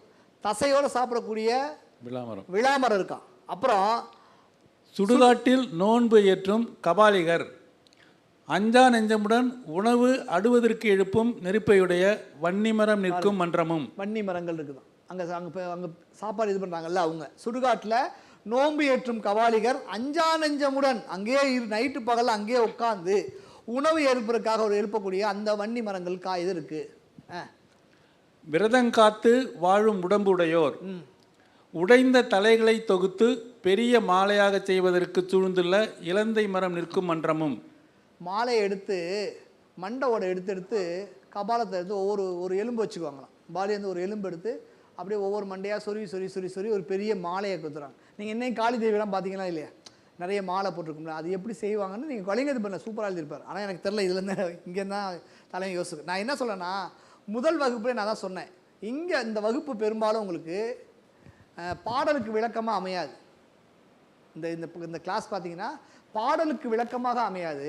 இதை படிச்சுட்டு போய் நீங்கள் ஒரு காப்பியம் எழுதணும், நீங்கள் ஒரு கதை எழுதணும், நீங்கள் ஒரு எழுதுனதுக்கான வகுப்பாக தான் மாறும் இது. அதனால இந்த டீட்டெயில் நம்ம பேசிக்கிட்டு இருக்கோம். இப்போ நீங்கள் எழுதும்பொழுது ஒரு சுடுகாட்டில் இவ்வளோ செய்திகளை வந்து இனிமேல் நீங்கள் சுடுகாட்டை பார்த்தீங்கன்னா மணிமேகலை மறப்பீங்களா? மறக்கவே முடியாது. ஒவ்வொரு சீனுமே உங்களுக்கு வரும். அப்போ நீங்கள் எழுத உட்காரும் பொழுது உங்கள் மூளை எடுத்து கொடுக்கும். இந்த இதெல்லாம் எழுது, இது எழுதுன்னு சொல்லி என்ன செய்யும், உங்கள் மூளை எடுத்து கொடுக்கும். இந்த வகுப்பே வந்து நீங்கள்லாம் ஒரு சீத்தரை சாத்தனாரோ இளங்கோடிகளாவோ நாத குத்தனாரோ நீங்கள் மாறுன்றதுக்காக எடுக்கப்படுற கிளாஸ் தான் இது. ஓகேவா? உடைந்த தலைகளை தொகுத்து பெரிய மாலையை செய்வதற்கு சூழ்ந்துள்ள இலந்தை மரமோ, பிணம் தின்னும் மாக்கள், பிறந்து சாப்பிடக்கூடிய அந்த மாக்கள் நினம் இட்ட பானையில் விருந்து செய்கின்ற, அந்த கொழுப்பு போட்ட அந்த பானையில் விருந்து செய்கின்ற வெட்ட வெளியான மன்றமும் இருக்குது. சரி, வேற என்ன கட் பண்ணி ஷார்ட்ஸா எழுதலாம்? வேற என்ன இருக்கும் அந்த சுடுகாட்டில் அப்படின்னா, கொள்ளினை அலல் செய்த சட்டி, புழல் என்னும் சிற்றுணவு விட்ட களம், விழா மரத்திலான பாடை, பண்டங்கள் இடப்பட்ட உரி, பாடையில் கட்டு அறுத்திருந்த மாலை, உடைக்கப்பட்ட தண்ணீர் குடங்கள், நெல்லு பொறி வாய்க்கரிசி. ஏன்னா அந்த இடத்துல வந்து எல்லாம் செதறி கிடந்துச்சு. அடிக்கடி சுடுகாட்டு போயிருப்பார் போல. ஆமாம், அடிக்கடி சுடுகாட்டுக்கு போயிருப்பார் போல. சுடுகாடு மட்டும் இல்லை சார், ஒவ்வொரு சீனும் தூக்கத்தை பற்றி எழுதுறாரு, அது வேற மாதிரி இருக்கு. விடிய காலையை பற்றி எழுதுறாரு, அது வேற மாதிரி இருக்கு. பொண்ணை பற்றி எழுதுறாரு, அது வேற மாதிரி இருக்கு. உலகத்தோட நிலையாமை பற்றி எழுதுறா, அது வேற மாதிரி இருக்கு. இது எல்லாமே இப்போ வரைக்கும் இருக்கு, எல்லாமே இருக்கு. மனுஷன் ஆமாம் அப்படியே இருக்கு. அதுதான் திருப்பி சொல்லுவேன் சார். உங்கள் படம் ஞாபகம் வருதா சார்? எனக்கு இப்போ ஞாபகம் வந்துருச்சு. காவிரி ஆற்றங்கரையில் எடுத்தோம்ல அந்த ஷாட், எல்லாமே இருக்கு பாருங்க. சிம்பிளாக இருக்கும் ரைட்லாம். அழல் பெய் குளிசியும் புழல் பெய் மண்டையும் வெள்ளியில் பாடையும் உள்ளிட்ட அறுவையும் பறிந்த மாலையும் குடைந்த எல்லாமே இருக்கும். சிம்பிளாக நீங்கள் போய் படித்து ரூமில் போகிற பட்சமாக புக் எடுத்து போய் படிச்சிட்டிங்கன்னா தான் சரியாக இருக்கும். இங்கே இருக்கு. இப்போ வந்து திண்ணை எழுதிட்டாரு, மரத்தை எழுதிட்டாரு, இதை எழுதிட்டாரு. யார் யாரெல்லாம் அங்கே நிற்பாங்க கல்றையில் அப்படின்றது எழுதியிருக்காரு. தவநெறியில் செல்லும் முனிவர். நீ எவ்வளோ பெரிய பணக்காரன் தான் சாவு கல்றை போகாமல் இருக்க முடியுமா? அப்போ தவநெறியில் செல்லக்கூடிய முனிவரும் அங்கே நிற்கிறான். ஐயா கொஞ்சம் நீங்கள் உட்காருங்க, நான் பார்த்துக்கிறேன். தவநெறியில் செல்லக்கூடிய முனிவர், மிக பெரும் செல்வர், எவ்வளோ பெரிய பணக்காரனாக இருந்தாலும் போகணும் செல்வர், அப்பொழுதுதான் குழந்தை பெற்றெடுத்த இளமகளிர். ஒவ்வொரையும் வாட்ச் பண்ணி எழுதியிருக்காங்க. இப்போ நான் இங்கே எழுதுறேன்னு வச்சுங்களேன், இவர் ஒன்று எழுதணும், இவர் ஒன்று இப்படி ஒவ்வொருத்தரும் எழுதுனா எப்படி இருக்கும்? ஒவ்வொருத்தருக்கும் டீட்டெயில் கொடுத்து எழுதுன மாதிரி எழுதியிருக்காரு அவர். தவநெறியில் செல்லும் ஒரு முனிவர் ஒரு கட்டு, மிகப்பெரும் செல்வர் ஒரு கட்டு, அப்போ தான் குழந்தை பெற்றெடுத்த ஒரு இளம் மகளிர். இதுக்கெல்லாம் ஜூனியர் ஆர்டிஸ்ட் தேர்றதே எவ்வளோ பெரிய விஷயம் இருக்க பாருங்க. எப்பா எனக்கு வந்து ஒரு முனிவர் வேணும், ஒரு நல்ல ரிச் பாய் ஒருத்தர் வேணும், அதுக்கப்புறமேட்டு அப்போ தான் குழந்தை பெற்று போன ஒரு இளம் மகளிர் ஒன்று வேணும்னு சொன்னால் எங்கே சார் நாங்கள் போகிறதுன்னு கேட்குவாங்க. ஏதாவது ஒரு ஆஸ்பத்திரியில் போய் பிடிச்சிட்டு வா அப்படின்னு சொல்லலாம். அப்போ தான் குழந்தை பெற்று போட்ட ஒரு இளம் மகளிர். பால் மனம் மாறாத ஒரு பாலகர், பால் மனம் மாறாத ஒரு குழந்தை, வயதில் முதியவர் இளையவர் என்றெல்லாம் பாகுபாடு பாராமல் இவங்க தான்லாம் பாடியில் பாகுபாடு பாராமல் எல்லாத்தையும் அடித்து தூக்குற காளான் என்ன பண்ணுறான் அங்கே பார்க்குறோம். காளான யாரு? காளாவா? யமன். அவர் சடலங்களை கொழுந்து விட்டறியும் சுடரை தீ உண்ண கண்டும் மக்கள் மிக்க பெருஞ்செல்வமாகிய கல்லை உண்டு இவங்கெல்லாம் இப்படி எல்லாம் உலகமே இப்படி செத்து போகிறத பார்த்தோம். பெரிய செல்வன் முனிவன் குழந்தை பெற்றவ குழந்தைங்க எல்லாமே பாடியாக கிடக்குது. ஆனாலும் நீங்கள் ஏன்டா இன்னும் வந்து உலகம் வாழும், நம்ம யார், நம்ம என்ன ஜாதி, நம்ம என்ன மதம், நான் கிறிஸ்டின், நான் இந்து, முஸ்லீம், ஏன்டா அலையிறீங்க அப்படின்றத லைட்டாக டச் பண்ணி விட்டு போகிறேன். இது அப்படியே திருமந்தத்தில் வரும். சூரியன் இங்கே ஓப்பன் ஆகி அங்கிட்டு மறையுது, ஒரு கண்ணுக்குட்டி பிறந்து வயசாகி மூத்து சாவுது. இதை தெரிஞ்சுட்டு நீ எப்படி இளமையில் இருப்ப நினச்சிட்டே இருக்க, எப்படி நீ இன்னும் உயிர் வாழும் நினச்சிட்டு இருக்க அப்படின்னு ஒரு பாட்டு இருக்கும். இது படிக்கிறப்ப எனக்கு அதான் ஞாபகம் வந்துச்சு. அப்புறம் இப்போ தான் அந்த சீன் வந்து சுடுகாடும் அதான் சார் அந்த இதுக்கு சொல்கிறாரு. என்ன சொல்கிறாருன்னா, இப்படி எரியுது இல்லை, இதை பார்த்துட்டு மக்கள் மிக்க பெருஞ்செல்வமாகிய கல்லை உண்டு இவங்க சரக்க போட்டு எல்லாம் அலைஞ்சிட்டு இருக்கானுங்களே, கழிவறி கொண்டு ஆடி திரிகிறார்கள். இதில் அந்த இடத்துல மேலான நல்லறங்களை செய்ய விரும்பாமல், நல்ல அறத்தை செய்ய விரும்பாமல் இவன் குடிச்சிட்டு இப்படி ஆடி தலைகிறானுங்களே, உலகத்தை இதான் இன்பம் நினச்சிக்கிட்டு. அப்படி கிடையாது அப்படின்னு சொல்லி புரியுதா? சுடுகாடும் பெண் உடலும் வேற லெவலில் இருக்குது. எழுதுகிறப்ப இந்த சொல்லுவார் ஒரு படத்தில் புதுப்பேட்டை சொல்ல நக்கலியா உனக்குன்னு இல்லை, அது மாதிரி இருக்குது. படிக்கிறப்ப நக்கல் பிடிச்சா அழகாக இருப்பான் போல. இந்த லேடி இவன் இந்த சாருங்கலன் இருக்கான்ல, படித்து பாருங்க. இந்த பேர் என்ன பேர்? இவன் வந்து ஒரு பிராமின் பையன், ஓகேவா? அந்தனா அதில் இருக்க ஒரு அந்தனார் இருப்பான். இவங்களுக்கு ஹஸ்பண்ட் ஒய்ஃபுக்கு இவன் ஒரு பையனாக இருப்பான். இவன் என்ன நினச்சிட்டான், இந்த சவுண்ட்லாம் பார்த்துட்டு ஏதோ ஒரு பயங்கரமான ஒரு கார்டன்ட்டு உள்ளே போயிடுவான். இவனை ஒரு பேய் சாப்பிட்ரும். ஒரு பேய் சாப்பிட்டோன்னே அவங்க அம்மா போய் சாமிகிட்ட போய் இப்படி பண்ணுறியே, என் பிள்ளைய இப்படி கொண்டுட்டியே, ஏன் உயிர் எடுத்துக்கிட்டு அவன் உயிரை கொடுத்துருன்னு கேட்கும். உடனே அந்த பேய் அந்த தெய்வம் சொல்லும், அது வேலைக்கே ஆகாதடி. அப்படின்னா ராஜாக்களுக்கு உயிர் கொடுக்குற எவ்வளோ பேர் வந்திருப்பானுங்க. அதனால் சாவு ஒரு தான் செத்துட்டோம்னா நம்ம வேறு எங்கெங்கே போயிடுவோம், நீ நினைக்கிற மாதிரிலாம் கிடையாது. இல்லை அப்போனா நீங்கள் அந்த 4 மறையில் எப்படி இருக்குல்ல, தேவர்கள்லாம் சொல்கிறாங்கல்ல உயிர் வந்துடும் சொல்கிறாங்க. லூசாடி இருடி அப்படின்னு சொல்லிட்டு எல்லாம் வாங்கடா அப்படின்வாங்க. அப்போ 8 வகையான முனிவர்கள் தேவர்கள் எல்லாமே அங்கே வந்துடுவாங்க. உலகத்தில் உள்ள எல்லா பெரிய ஆளும் இங்கே வந்து நின்னோடனே சொல்லுங்கடா அப்படின்னுவோம். உடனே அவன் சொல்லுவா, இல்லை அவங்க சொல்கிறதான் கரெக்டு, உயிர் போணுச்சா திருப்பி வரவே வராது. இப்போ புரியுதா அப்படின்னு. ஐயோ உலகம் இவ்வளோ மோசமானதா, இதுக்கு தான் நம்ம இங்கே பிறந்தோமா, இந்த உலகம் உடல் வந்து நிலையில்லாததா. நான் அடிக்கடி சொல்லுவேன், திருவள்ளுவர் சூப்பராக எழுதியிருப்பார். நான் எல்லா கிளாஸையும் சொல்லியிருக்கேன் நினைக்கிறேன், இங்கே சொல்லனா தெரில. முட்டை இருக்குல்ல, முட்டை இருக்குல்ல, முட்டைக்குள்ளே கோழி குஞ்சு இருக்குல்ல, கோழி குஞ்சு வந்து அதுதான் ஃபுல்லாக அடக்காத்து இருக்குது. என்ன சார், கோழி குஞ்சு அடக்காத்து உள்ளே இருக்கும். அது பாடி அது முட்டை அது தனக்கு சிறகுலாம் வந்து உடச்சிட்டு வெளியே வந்துடும்ல. வெளியே வந்த உடனே அந்த முட்டையோட வந்து இப்போ கன்சிடர் பண்ணாது, பார்க்காது, வாடா அப்படின்னு திரும்பி போயிட்டே இருக்கும். நான் சொல்ல புரியுதா? முட்டை இருக்குது, முட்டைக்குள்ளே கோழி குஞ்சு இருக்குது.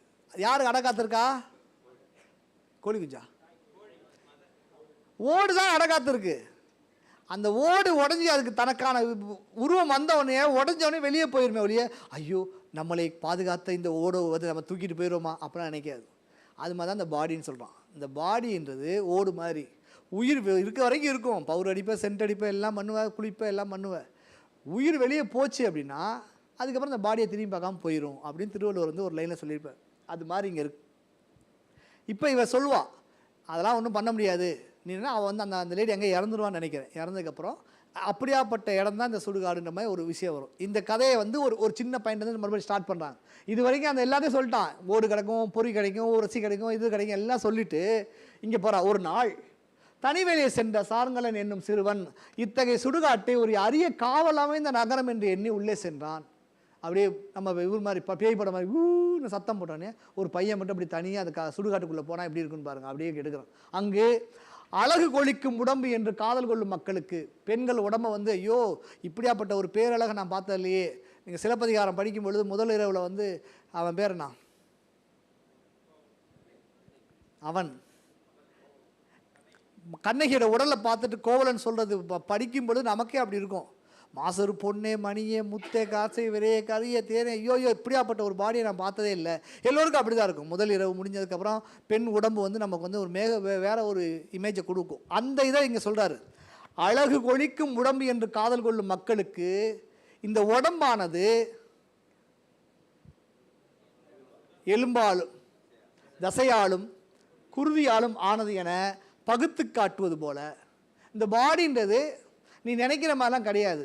சும்மா எலும்பு தசை இப்படி கிழிச்சு விட்டா கொப்ப கொப்போன்னு எல்லாம் கொட்டி செத்துரும். ஆனால் நம்ம இதை என்ன செய்கிறோம், வேறு மாதிரி போர்ட்ரேட் பண்ணும். இங்கே என்னன்னா இந்த ஆள் சுதமதியவோ மணிமேகலையோ மாதவியோ அவள் உடம்பை எக்ஸ்பிளைன் பண்ணுறப்ப வேறு லெவலில் எக்ஸ்பிளைன் பண்ணுவான். நம்ம பார்த்துட்டு இப்படி ஒரு பொண்ணு நமக்கு கிடைக்குமான்னு நினைக்கிற மாதிரி இருக்கும்.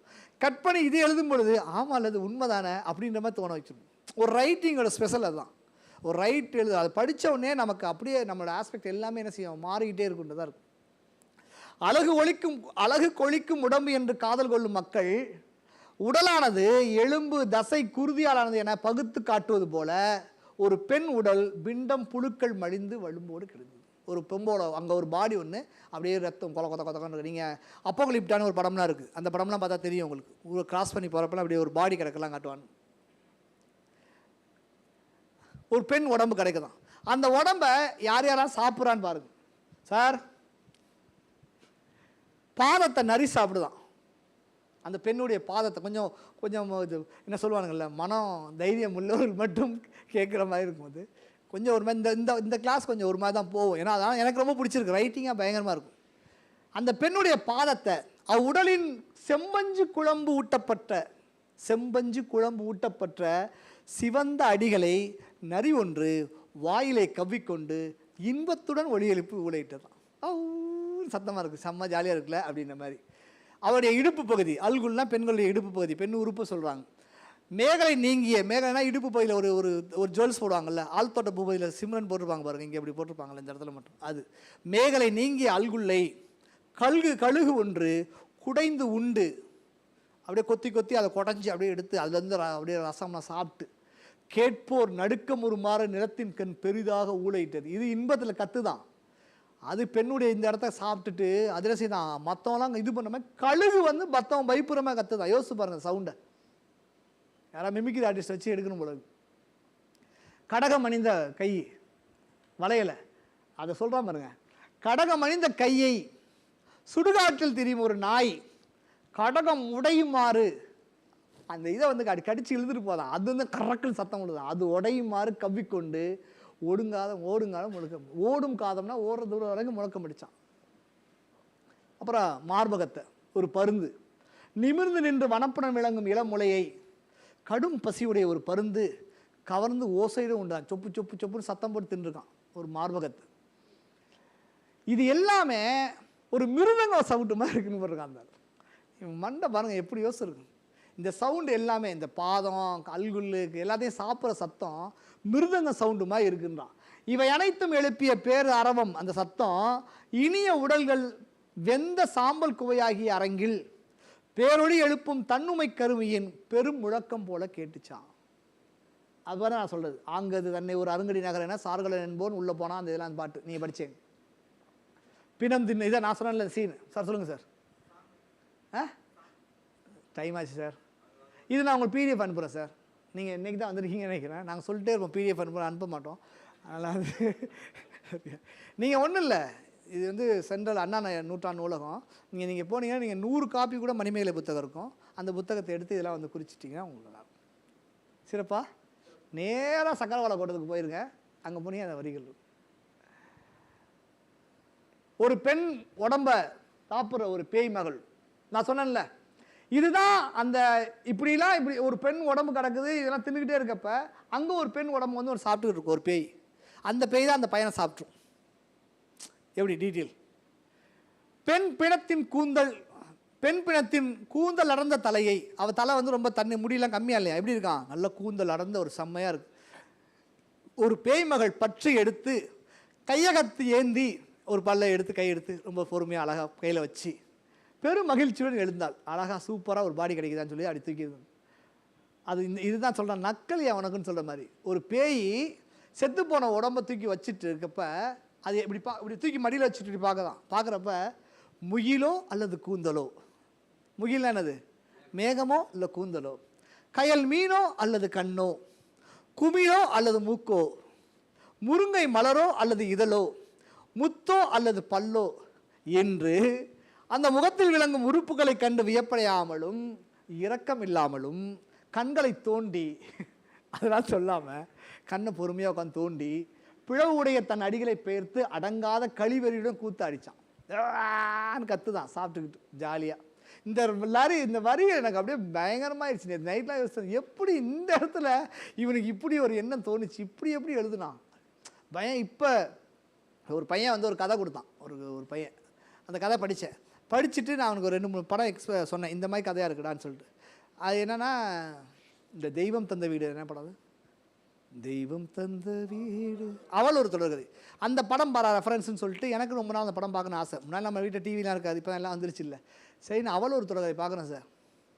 இப்போ சமீபத்தில் ரஜினிகாந்தும் கமலஹாசன் சேர்ந்து நடிக்க போகிறாங்களே நெல்சன் படத்தில், தெரியுமா சார் உங்களுக்கு? ரஜினிகாந்தும் கமல் சேர்ந்து ஒரு படம் நடிக்க போகிறாங்க. அந்த படத்தில் வந்து கேமராமேன் வந்து ராஜீவ் மேனன் அவர் இதே மாதிரி ஒரு கிளாஸ் எடுக்கிறார், கேமரா பற்றி கிளாஸ்.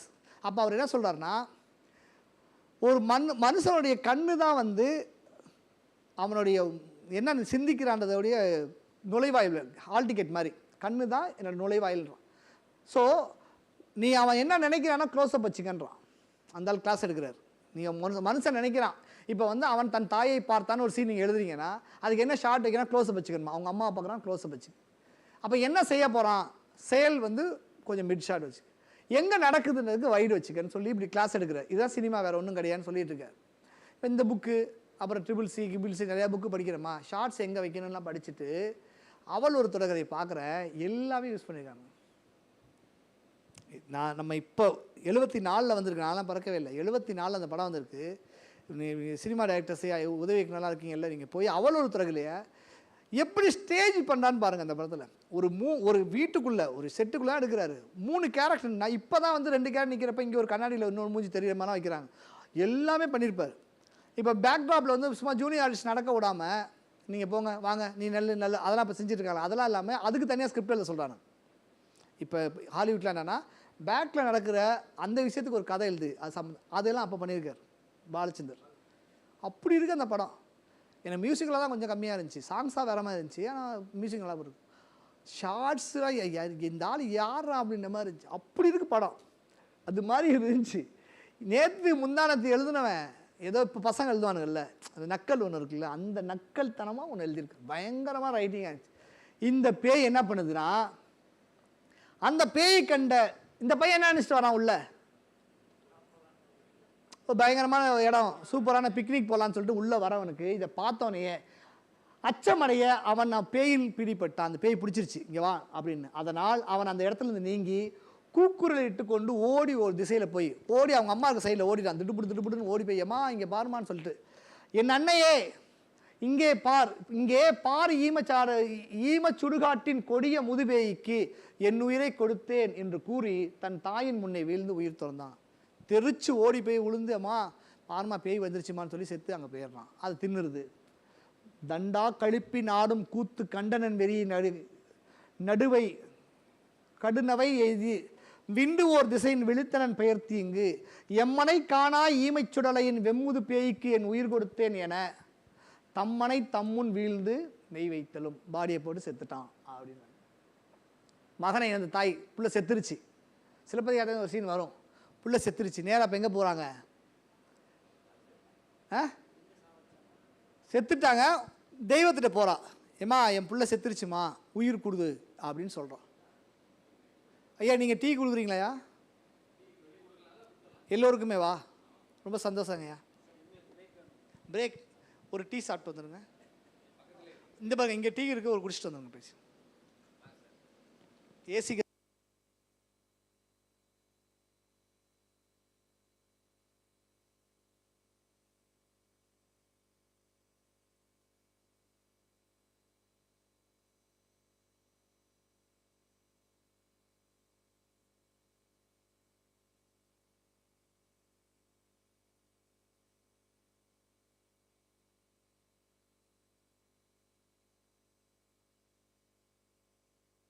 இப்போ நம்ம இது வரைக்கும் இது எத்தனாவது காதை பார்க்குறோம்?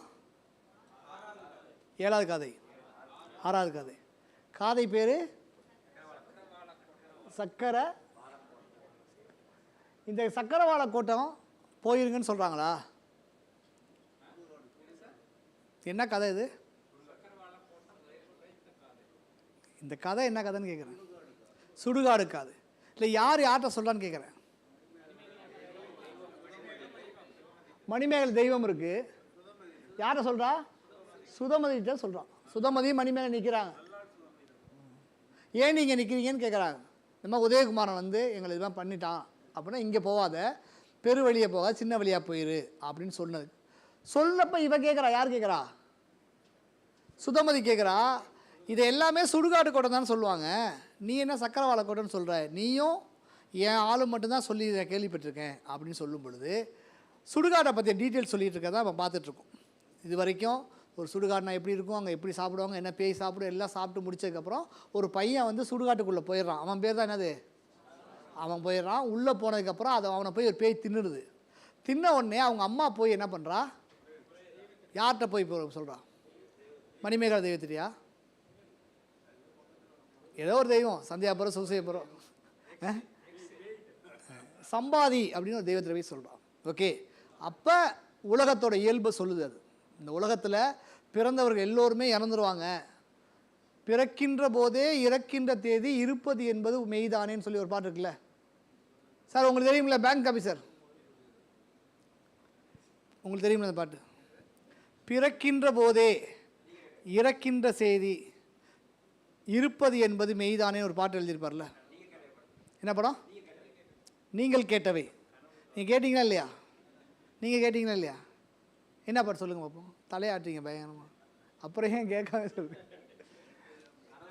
கனவு காணும் வாழ்க்கை ஆகும் கலைந்து போகும் கோலங்கள்னு ஒரு வார்த்தை பாட்டு இருக்குல்ல, கனவு காணும் அந்த பாட்டுங்களா? அதில் பிறக்கின்ற போதே இறக்கின்ற தேதி இருப்பது என்பது மெய்தா அப்படின்னு ஒரு பாட்டு. நம்ம பிறக்கிறப்பே நம்ம என்ன டூலில் சாக போகிறோன்னு எழுதி வச்சிருக்கு. அதுக்குள்ளே ஏன்னா அந்த ஆட்டம் ஆடுறீங்க அப்படின்றதா இருக்கும். அப்போ அந்த சம்பாதி தெய்வம் சொல்லுது, நீ வந்து நினச்சிட்டு இருக்க உன் பையன் உயிர் போனதுன்னா போனது தான், அது வேறு எங்கெங்கே போய் வேறு ஜென்மத்தை ரிட்டர்ன் போய் எங்கே போகும் ஒழிய திருப்பிலாம் வர முடியாது. அப்படி பார்த்தாலே எவ்வளோ ராஜாக்கள் இருக்காங்க, ராஜாக்களுக்கு உயிர் கொடுக்குறதுக்கு எவ்வளோ பேர் இருக்கும்ல அது அப்படின்னு சொல்லிட்டு அவன் அப்பையும் நம்ப மாட்டான். இல்லை இல்லை நான் 4 முறை படித்தேன், அதில் வந்து பார்த்தேன்னா உயிர் திருப்பி தருவாங்கன்னு சொல்லியிருக்கணும். ஏய் லூசுமாக பேசாதீன்ட்டு எல்லாம் வாங்கன்னு சொல்லி எல்லா அறிஞர்கள், எல்லா 4 முறை தேவர்கள் எல்லோரையும் வர சொல்லி சொல்லுங்கப்பா அவளுக்கு அப்படின்னா எல்லாம் சொல்கிறாங்க, ஆமாம்மா உயிர் போனால் திருப்பி வராதுமா அப்படின்னு சொல்கிறாங்க. சொன்ன உடனே அவள் அக்செப்ட் பண்ணிட்டு சாகுறான். இது இப்படியாப்பட்ட கோட்டம் தான் இந்த சுடுகாட்டு கோட்டம். சுடுகாட்டு கோட்டத்துக்கு புறத்தே இருக்கக்கூடிய தான் சக்கரவாள கோட்டம்னு சொல்லுவாள். இவ்வளோ டீட்டெயில் சொல்லி ஓகேவா? அந்த பேயை கண்ட அந்த பையன் ஓடுறான். அந்த பேய் அவளை எல்லாம் சேர்த்து கூப்பிட்டு சாப்பிட்ருது. இப்போ நேரம் எங்கே போகிறாவ? மகளை இழந்த தாய் முறையிடல். யார்கிட்ட போய் முறையிடுறா? சம்பாதிட்டு. நான் கண்ணிழந்த கனவுடன். எவ்வளோ டீட்டெயில் பாருங்கள். இதான் புள்ள செத்து போச்சு இல்லை, அப்புறமேட்டு பெற்றுக்க வேண்டியதானே அப்படின்லாம் இல்லாமல் என் புருஷன் ஆல்ரெடி பிளைண்டாக இருக்கார். நான் கண்ணிழந்த கணவனுடன் வாழும் கொடிய வினை உடைய பெண், வேறு யாரும் துணை இல்லாதவள் என்று கருதாமல் என்னுடைய மகனின் 6 உயிரை உண்டது அனங்கோ பேயோ, சாமியோ தெய்வம் பேயோ, துறையும் மன்றமும் தொல்வழி மரமும் உரையுளும் கோட்டமும் காத்து வரும் சம்பாதி தெய்வமே, எல்லாத்தையும் காத்துக்கிட்டு இருக்கக்கூடிய சம்பாதி தெய்வமே, என் மகனை காவாது விட்டு விட்டாய். நீ உன் வேலை என்ன? எல்லாத்தையும் காத்துக்கிறது தான். என் பிள்ளைய விட்டு நீ அதை காக்கிறேன் எதை காக்கிறேன்னு சொல்லியடி அப்படின்னு சொல்கிறான். நீ நடுநிலை இழந்தாயோ என்று. அவள் பேர் என்னது? யார் இந்த பொண்ணு? சார். அந்த பையன் சாருடைய பையன் அம்மா சார்ங்கலன். ஓகேவா? அவருடைய அம்மா தான் கோதமை எனும் தாய் தன் மகனின் உயிரற்ற சடலத்தை மாறுடன் தழுவி எடுத்துக்கொண்டு ஈமச்சுடுகாட்டின் மதிர்ப்புற வாயில் என்று காவல் தெய்வத்தை கூவி அழைத்து தனக்குட்ட துன்பத்தை சொன்னுச்சு.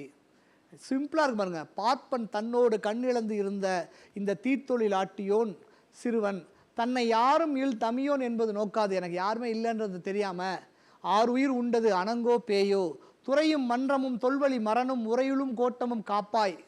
எதையெல்லாம் நீ காப்பாற்றுக்கிட்ட, ஆனால் என்ன பண்ணல, என் மகனை வந்து நீ காப்பாற்றாம போயிட்ட அப்படின்னு சொல்லி கேட்குறா. அப்போ அது சொல்லுது, பொன்னை போன்ற பொலிவான நிறமுடைய சம்பாத். அது எப்படி இருக்கான்? பொண்ணு மாதிரி தகதகதகன்னு இருக்கான். பொன்னை போன்ற பொலிவான நிறமுடைய சம்பாதி தோன்றி காரிருள் விளக்கும் நள்ளிரவில், அந்த டைம் சொல்லுது, நைட்டு நேரத்தை ஏண்டி வந்து டார்ச்சர் பண்ணிகிட்டு இருக்கு அப்படின்ற மாதிரி, காரிருள் விளக்கும் நள்ளிரவில் பேய்கள் நடமாடும் இந்த இடுகாட்டு வாயில் நின்று கொடிய துயரத்தோடு ஏன் இங்கே அழைச்ச, என்னை கூப்பிட்ட, நீ என்ன துயரம் முற்றாய், அந்த துன்பத்தை எனக்கு சொல்லு அப்படின்னு சொல்கிறோம். தெய்வம் சொல்லுது. உடனே சொல்கிறா, ஆஸ் யூஷுவல் தான், நான் தனியாக இருந்தேன், இது பண்ணேன், எப்பா இப்படி செத்து போயிடுச்சு, என்ன பண்ண முடியும் அப்படின்னு கேட்குறான். அணங்கும் பேயும் ஆறுயிர் உண்ணாது மார்பில் நெருங்கிய முப்புரி நூல் அணிந்த அந்த பிராமின் அந்த இதுக்கு சொல்கிறது, என் பையனை சென்று சாப்பிட்டாங்க அப்படின்னு சொல்லுது. சொல்லிட்டு அவன் என்ன சொல்கிறான்னா, என் பிள்ளைய விடு, ஏன் உயிர் எடுத்துக்க.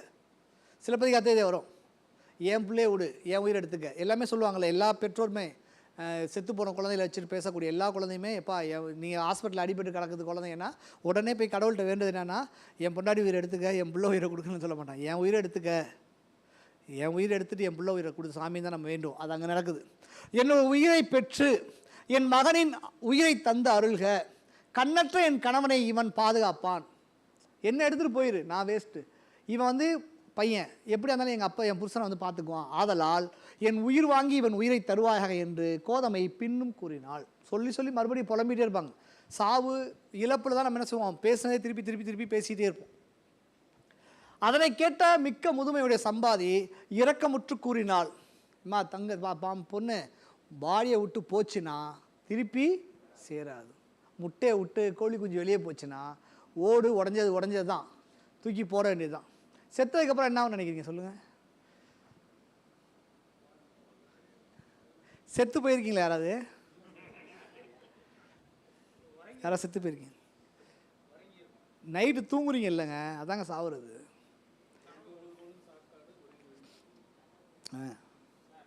தூங்கும் பொழுது இப்படி ஒரு உலகம் இருக்குது, தமிழ்நாடு இருக்குது, லைப்ரரி இருக்குது. நீ சாயந்தரம் கிளாஸுக்கு போகணும், ஏதாவது உங்களுக்கு தெரியுமா? உங்கள் பேர் இதுன்னு தெரியுமா? எதுவுமே தெரியாது.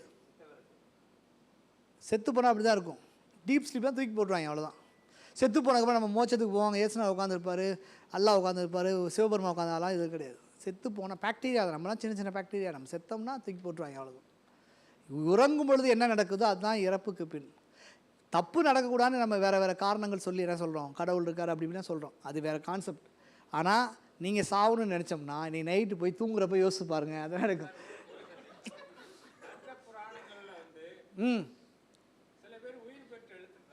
கரெக்டு.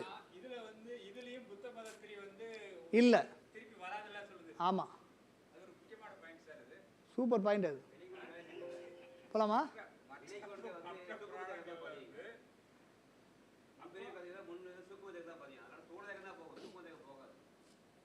ஓகே. உடலை விட்டு இந்த அருமையான உயிர் நீங்கினுச்சுன்னா அது முன்பிறப்பில் செய்த, இப்போ நம்ம சொல்கிறோம்ல, நம்ம செய்கிற ஒரு லாப நஷ்டம்லாம் இருக்குல்ல, அதை பலனுக்கு ஏற்ற மாதிரி வேறு எங்கேயா நம்ம பிறப்போன்றான். இது எங்கள் அம்மா வந்து எனக்கு பிறந்திருக்கு, என் தாய் என் பிள்ளை வந்து பிறந்திருக்குலாம் சொல்கிறோம்ல, அந்த மாதிரியே சொல்கிறாரு. நீங்கள் நான் சொல்கிற விஷயம் வந்து நம்ம நெருங்கிய உறவினர்கள் யாராவது செத்து இருந்தால் தான் இந்த நீங்கள் ஃபீல் பண்ண முடியும். நான் என் தம்பி ஒருத்தர் அடிக்க சொல்லுவான்ல, கொரோனாவில் இறந்து போனான், என் கூடயே தான் இருந்தான். அவன் இறக்காத முன்னாடி நான் சாவுலாம் போய் சிரிச்சுட்டு தான் நிற்பேன். அவன் அது ஒரு வயசு இருக்கும்ல, நம்ம எல்லாம் தெரிஞ்சு அப்படின்னு. ஆனால் இறந்ததுக்கு பிறகு நம்ம ஒரு பாடியை சாவை பார்க்குறதுக்கும் நம்ம சொந்த பந்தம் செத்ததுக்கு அப்புறம், அதாவது சொந்த பந்தம் மீன்ஸ் உங்களுடைய என்ன சொல்லலாம், உறவு ரத்த சம்பந்தம் செத்து போனதுக்கப்புறம் தெரியாது, அது சொல்கிறாங்க ரைட்டாக. ஆனால் எனக்கு நான் பயங்கரமாக அழுதுட்டு போகிற சொன்னார், அவன் எங்கேயா பிறப்பாண்ட விட்றா அப்படின்னாரு. அவங்க கொஞ்சம் ஆறுதலாக இருந்துச்சு. இப்போ இதெல்லாம் நீங்கள் தெரிஞ்சுட்டு யாராவது செத்து போய் யாராவது சொன்னாங்கன்னா இப்படி சொல்லணும், மணிமேகலையில் இப்படி சொல்லியிருக்கு, ஒன்றும் பயப்படாத, அவன் எங்கேயா பிறப்பான், நல்லா இருப்பான், அவன் செஞ்ச நல்லதுக்கு நல்லா செய்வான் அப்படின்னு.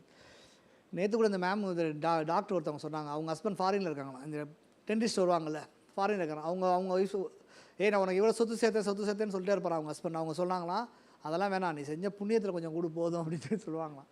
அது மாதிரி நிறைய புண்ணியம் செஞ்சு வச்சுக்கிட்டிங்கன்னா வேறு ஜென்மத்தில் எங்கேயா போகிறீங்க சார், பிறக்க போகிறீங்க. உடலை விட்டு ஆறுயிர் நீங்கினால் அது முன்பிறப்பில் தான் செய்த வினை வழியாக சென்று வேறு பிறப்பை அடையும். இதில் ஐயமுண்டோ? வேறு பிறப்படைந்த அவன் உயிரை எப்படி நீங்கள் திருப்பி கொண்டு வர முடியும்? செத்தான் வேற எங்கேயே பிறந்திருப்பான், அவன் உயிரை எப்படி கொண்டு வர? லூஸ் மாதிரி பேசுகிற அப்படின்னு சொல்கிறான். அவன் உயிரை இங்கே கொண்டு வந்து உன் அருந்துயர் நீக்குதல் எனக்கு இயலும் செயல் என்று மடந்தையே நீ தெரிஞ்சுக்க அப்படின்னு சொல்கிறான். யார் சொல்கிறா? யார்கிட்ட சொல்கிறா? மணிமேகட்டியா? கோதமைட்ட பையனை இழந்த அம்மாட்ட. நீ கூறியது மேலும் சொல்லுது, கொலை செய்வதை அறம் என்று கூறும் கொடிய தொழிலுடைய மாக்களின் துன்பந்தனும் பொய்யுரை ஆகும். இவன் செத்தா திருப்பி வந்துடுவான்னு சொல்கிறது யார் சொல்லுவான்னா கொலகாரங்காரங்கல்ல, அவனுங்க சொல்லக்கூடிய பொய் உரை. நான் சொல்ல மாட்டேன், ஏன்னா போன உயிர் திரும்பி வரவே வராது. இதெல்லாம் புத்த கருத்துக்களுக்குள்ளே வந்துடும் உங்களுக்கு. இப்போ இந்த ஒரு மேம் ஒருத்தவங்க வந்து மணிமேகலை உணர்த்தும் பௌத்த கருத்துக்கள் ஒரு புத்தகம் ஒன்று இருக்குது, அதில் படிச்சிங்கன்னா அதெல்லாம் உங்களுக்கு தெரியும். நீ கூறியது இயல்வதாயின், ஒருவேளை சொல்கிறது ஓகே நடக்கும்னா, உலகாலும் மன்னருக்காக உயிர் கொடுக்க எவ்வளோ பேர் இருப்பாங்க, எவ்வளோ பேர் இருப்பாங்க. நீ என்ன பேசுகிற? ஆனால் இந்த சுடுகாட்டில் அரசருக்காக அமைந்த கோட்டங்கள் என்ன இருந்தது. ஆனால் நீ பாரு, அரசன் எத்தனை பேர் செத்து போய், எத்தனை அரசன் செத்து போய் எவ்வளோ கல்று இருக்குது பாரு. அப்படின்னா அவன் உயிரெலாம் கொடுத்துருப்பாங்கல்ல, மக்கள்லாம் கொடுத்துருப்பாங்கல்ல. கிட்னி வேணால் கொடுக்கலாம், உயிரை எப்படி கொடுக்க முடியல என்ன இருந்தன.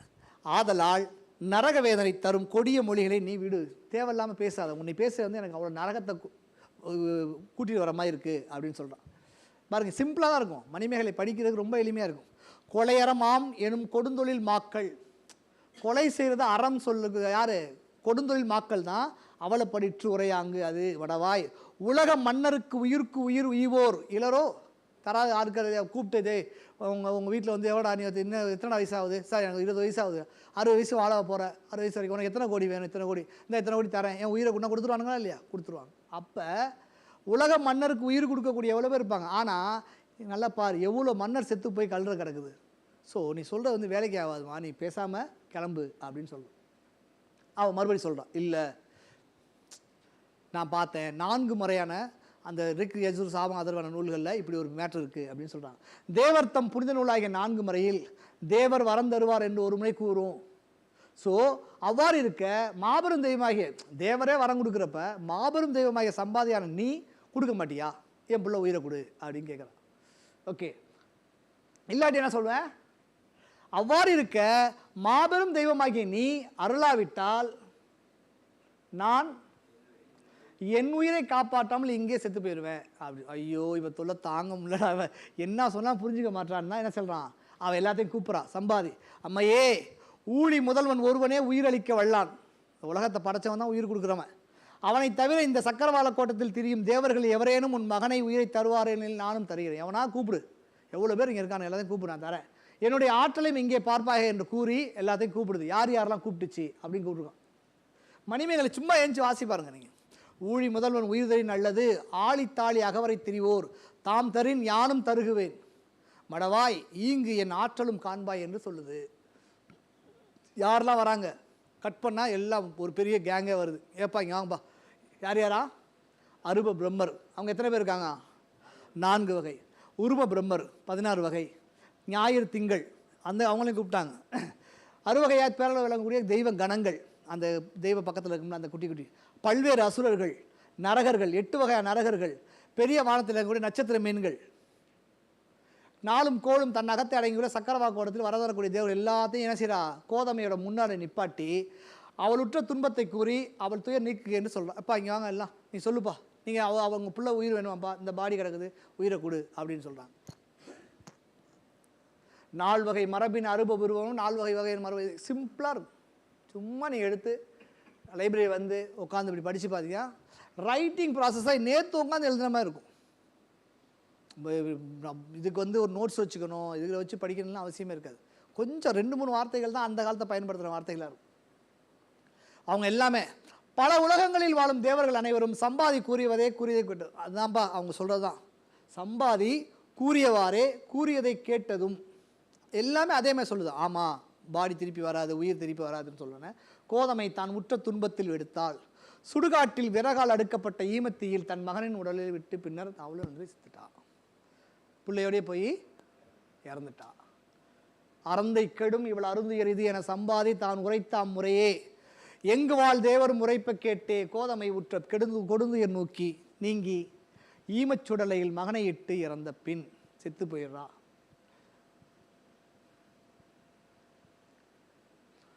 சொல்லிட்டு அந்த சக்கரவாள கோட்டை சுற்றி என்னென்ன மலைகள் இருக்குது, என்னென்ன கடைகள் இருக்குதுன்னு சொல்கிறான். இவ்வளத்தையும் சொல்லி முடிச்சுட்டு இப்படியாப்பட்ட சம்பாதியின் ஆற்றல் வெளிப்படுமாறு எல்லா உலகங்களிலும் வாழ்கின்ற தேவர்களில் கூடிய அந்த இடத்தில், எந்த இடத்துல, அந்த சக்கரவாள கோட்டத்தில் கடலால் சூழப்பட்ட சக்கரவாள மலையின் நடுவே மேருமலை இருக்குது, 7 வகையான மலை இருக்குது, பெரிய தீவு இருக்குது, அதை சுற்றி குட்டி குட்டியாக 2000 தீவுகள் இருக்குது. இந்த இடத்துல என்ன காண்போர் இது இப்படிலாம் இருக்கக்கூடிய இந்த இடத்துல தான் நம்ம என்ன சொல்கிறோம், சக்கரவாள கோட்டைன்னு சொல்கிறோம் அப்படின்னு சொல்கிறோம்.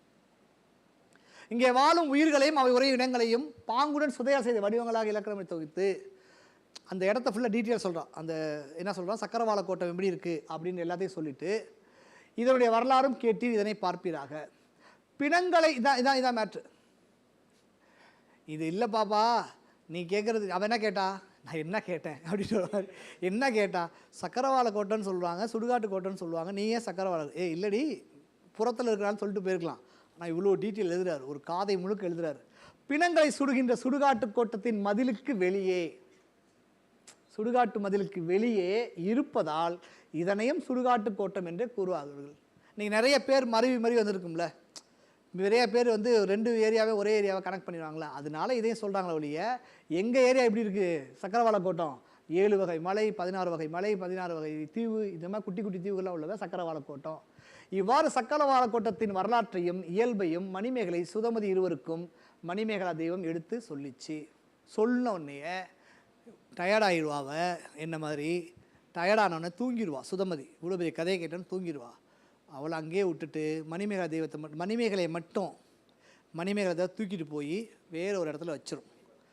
எங்கே வச்சிரும், அப்பார்ட்மெண்ட்டில். ஏன் ஜவுடால உட்காந்துருக்கீங்க நீங்கள், ஒரு ஆசிரியர் முன்னாடி எப்படிங்க உட்காந்துருக்கீங்க? பிராணங்களுக்கு எதிராக தானங்க மணிமேகலையும் சிலப்பதிகாரமே. ஓகே, சம்பாதி தன் ஆற்றல் தோன்ற எங்கே தூக்கிட்டு போயிடுது, மணிப்பல்லவ தீவுக்கு கொண்டு போய் அவளை வச்சிடும். வச்சுட்டு இவள்கிட்ட போய் நான் அவளை அங்கே வச்சுட்டேன், நீ ஒன்றும் பயப்படாத, அவளுக்கு அவளுடைய டாஸ்க்கை நோக்கி போகிறா, நீங்கள் தேவையில்லாமல் டிஸ்டர்ப் பண்ணாதீங்க அப்படின்னு சொன்னோடனே அவள் அங்கே தூங்கி எழுந்துச்சி அழுதுகிட்டே போனால் அங்கே ஒரு தெய்வம் ஒன்று இருக்கும். அங்கே முட்புறப்பை பற்றி பேசுவாது. என்ன பேசும்? ஆமாம், நீ யார் தெரியுமா, நீங்கள் தான் சுதமதினு வச்சுங்க, நீ யார் தெரியுமா, முன் ஜென்மத்தில் இவங்களுக்கு பொண்ணாக பிறந்த 3 அக்கா தங்கச்சி சுதமதி, சாரி இவர் வந்து யார், தாரை வீரை, 3 பொண்ணுங்க இருக்கும். நடு பொண்ணு தான் சுதமதி, பொண்ணு மாதவி, லாஸ்ட்டு தங்கச்சி அக்கா. தமக்கைன்னு என்ன அர்த்தம்? தம் அக்கை, தம் அக்கான்னு தான் தமக்கைன்னு மாறுது. தம் அக்கா, அக்கா வந்து மாதவி, தங்கச்சி வந்து மணிமேகலை, நீ நடுப்புள்ள.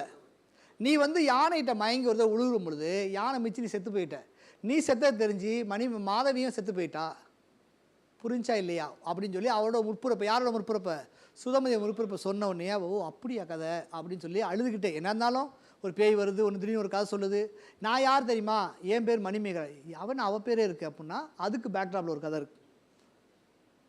கோவலன் இருக்கான்ல, எங்கே இருக்கான், சிலப்பதிகாரத்தில் இருக்கான். சிலப்பதிகாரத்தில் கோவலன் இருக்கார்ல, கோவலனுடைய நீங்கள் என்ன சொல்லுவீங்க, குலதெய்வம் தான் வந்து மணிமேகலா தெய்வம், கடலில் இருக்கக்கூடிய தெய்வம் அது. கோவலன் குழந்தை பிறந்தவொடனே, கோவலன் தானே பிறகு என்ன சார், கோவலன் குழந்தை பிறகுது.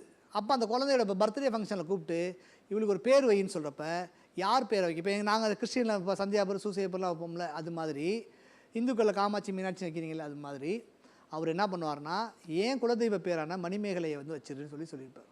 இதை சொல்லும், ஏ பாப்பா சுதமதி நீ ஒன்றும் பயப்படாத, நேராக போ, யார்கிட்ட, மாதவிகிட்ட போய் இந்த மாதிரி மேட்டை சொல்லு, நான் தான் தூக்கிட்டு போய் அங்கே வச்சுருக்கேன்னு சொல்லு, நான் மணிமேகலைன்ற விஷயத்தையும் அவளுக்கு சொல்லு, அவளுக்கு தெரியும், நான் அவள் அந்த குழந்தை பெற்ற டைமில் நான் அவள் கனவுல போய் பேசி அவளுக்கு நான் வந்து சில விஷயங்கள் சொல்லிட்டு வந்தேன், நீ ஒன்றும் பயப்படாத அப்படின்னு சொல்கிற கதை தான் அது துயில் எழுப்பிய கதையில் வரும்.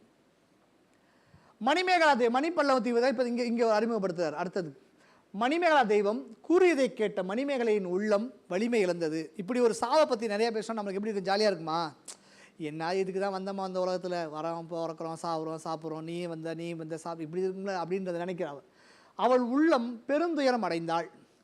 உலகில் பிறந்த மக்களின் வாழ்க்கை நிலையாமை இதுவோ என வருந்தி நெஞ்சம் நெகிழ்ந்தாள்.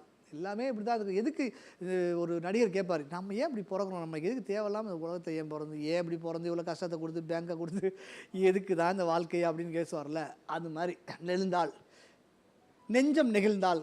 கரிய இருள் செறிந்த நள்ளிரவில் உறக்கம் கொண்டு சுதமதி தூங்கிட்டா. அங்கே ஒரு ட்விஸ்ட் வைக்கிறார். சுதமதி அப்படியே கேட்டு அப்படியே தூங்கிடுறா.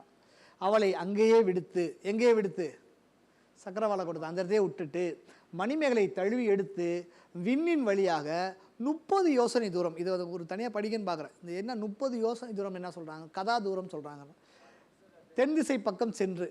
அதை தான் சார், அது 30 யோசனை எனக்கு என்ன மீனிங் இல்லை, எனக்கு அது புரியுது. எக்ஸாக்டாக 30 யோசனைனா என்ன, யோசனை நீ ஏன் சொல்கிறான்ற மாதிரி அப்படின்னு யோசிக்கிறேன். இதை படிக்க நான் நினச்சேன். தென் திசை பக்கம் சென்று எங்கிட்டு போயிடுச்சு, தெற்கு சைடு. ஆமாம் இல்லை, இதுலேயே இந்த மாருதவேகன் தூக்கிட்டு போகிற கதையெல்லாம் இந்த வாரம் நம்ம இத்தனை மைல்னு சொல்கிறோம்ல, இப்போ நம்ம இத்தனை கிலோமீட்டர்னு சொல்கிறோம்ல, இத்தனை அதுக்கு அந்த ஒரு வார்த்தை பயன்படுத்துகிறான். அப்போ 1 கிலோமீட்டர்ன்றது நமக்கு எத்தனை சென்டிமீட்டர் இருக்குல்ல, அது மாதிரி 30 யோசனை எத்தனை சென்டிமீட்டர் அப்படி யோசிச்சுட்டு இருப்பேன் நான். வேற மாதிரி சார், நான் ஒரு மாதிரி பைத்தியம் போயிட்டு இருக்கேன். கடல் சூழ்ந்த மணிப்பல்லவ தீவில் உள்ள மணிமேகலை வைத்து விட்டு மணிமேகலை அங்கிருந்து அகன்றது. அவளை தூக்கிட்டு போய் அங்கே வச்சு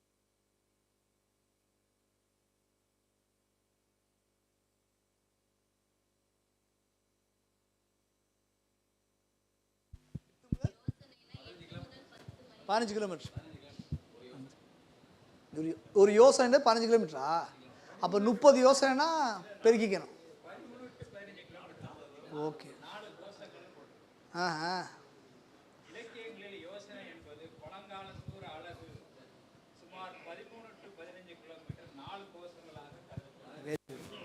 இப்போ முடிந்தது மணிப்பல்லவத்து இது சக்கரவாள கோட்டை தூக்கிட்டு போய் அவளை அங்கே வச்சு முடிச்சிருச்சு. அடுத்தது துயில் எழுப்பிய காதை. முடிச்சிடலாமா, ஓட்டலாமா, போகலாமா? எழுப்பிடலாமா?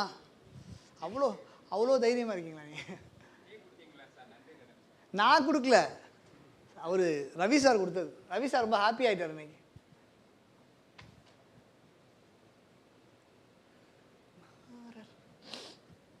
இது சின்னதாக தான் இருக்கும்.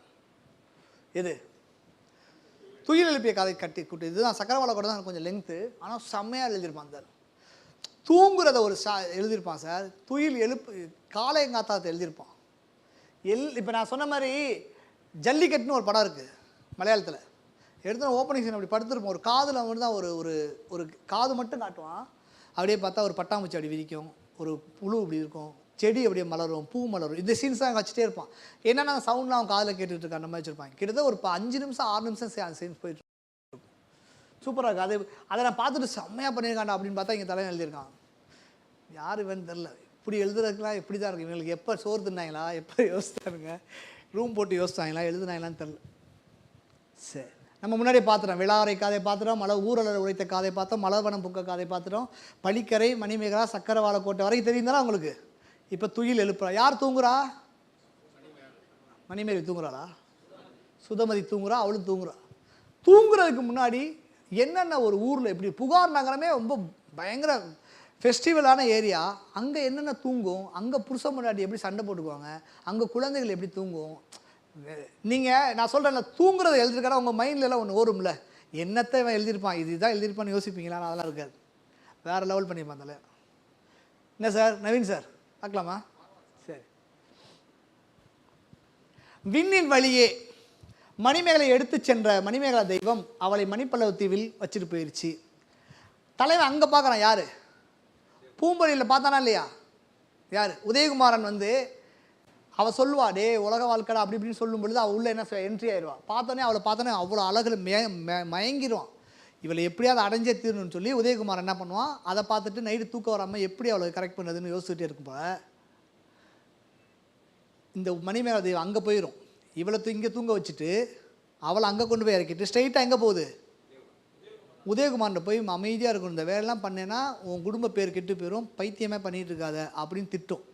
ஒரு ராஜா எப்படி இருக்கணும் அப்படின்னு ஒரு கருத்தை வந்து ரொம்ப அற்புதமாக சொல்லியிருப்பாங்க. பூம்பொழிலில் மணிமேகலையை கண்ட உதயகுமாரன் காமம் மிக்கு எழுவதால் கொடிய துன்பம் அடைந்தான். ராப்பொழுது கழிந்தால் மணிமேகலையை தூக்கிட்டு வந்துடுவேன் அப்படின்னு நினச்சி சிறந்த மென்மையான பஞ்சனையில் கண் துயிலாது இருந்தான். அப்படியே படுத்துக்கிட்டு எப்படியாவது அவளை தூக்கணும் அப்படின்னு நினச்சிட்டு இருக்கான். அவன் முன்னர் மணிமேகலா தெய்வம் டஸ்ன்னு தோன்றுது. மணிமேகலை தன்னை மணிப்பல்லவத்திடை மணிமேகலா தெய்வம் வைத்து நீங்கி மணிமேகலை தன்னை மலர்பொழில் கண்ட உதயகுமாரன் உறுதுயிர் எய்தி கங்குழல் கழியில் என் கை அகத்தால் என, கங்குயில் காலையில் விடியிறப்ப எங்களை வந்துடுவான், பொங்கு மெல் அமளியில் பொருந்தாது ரொம்ப சாஃப்டான ஒரு பெட்டில் இருந்தோன் முன்னர் தோன்றி. யார் முன்னர் தோன்றா? மணிமேகலா தோன்று. மன்னன் மகனே, அரசனுடைய செங்கோல் நிலை திரிந்தால் கோள்களின் நிலை வேறுபடும்.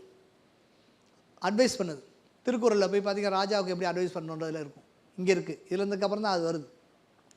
அரசனுடைய செங்கோல் நிலை திரிந்தால் கோள் நிலை வேறுபடும். கோள் நிலை வேறுபட்டால் மழை பெய்யாது.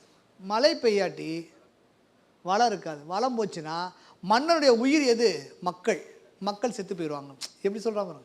மன்னனுடைய உயிர் எது? மக்கள். மக்கள் செத்து போயிடுவாங்க. இது தேவையா? உன் வேலை என்ன? நீ அரசை பார்க்க வேண்டியதுதான், பொம்பளை பின்னாடி என்ன அழிஞ்சிட்டு இருக்க அப்படின்னு சொல்லி கேட்குறான். மன்னன் மகனே, அரசனுடைய செங்கோல் நிலை திரிந்தால் கோள்களின் நிலை வேறுபடும். கோள்கள் நிலை வேறுபட்டால் மழை பெய்யாது. மழை பெய்யாவிட்டால் வளம் குறையும். மழை பொழியாது வளம் குறைந்தால் நிலையான உயிர்கள் எல்லாம் நில உலக மன்னனின் உயிர் என்று கூறப்படும் தகுதியை இழக்கும். ஸோ ஆதலால் தவநெறியைச் சேர்ந்த மணிமேகலை, அவளோட பர்பஸ் என்ன? தவம். சிஸ்டராக இருக்கா, போய் சிஸ்டர் போய் லவ் பண்ணலாமடா அப்படின்னு கேட்குற மாதிரி தவநெறியைச் சேர்ந்த மணிமேகலை எடுத்துக்கொண்ட கேடு செய்யும் தீய விருப்பத்தை ஒழிப்பாயாக என்று அறிவியல் சொல்லிட்டு போகுது. சொல்லிட்டு சுதமதியும் அந்த தெய்வமும் சந்திக்கிறாங்க.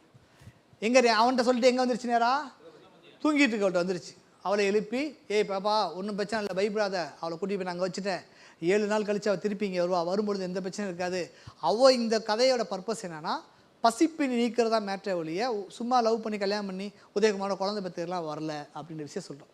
பின்னர் மணிமேகலா தெய்வம் ஓவனத்துக்குள் புகுந்தது. அங்கே உறக்கத்தில் ஆழ்ந்திருக்கும் சுதமதியை துயிலிருந்து எழுப்பியது.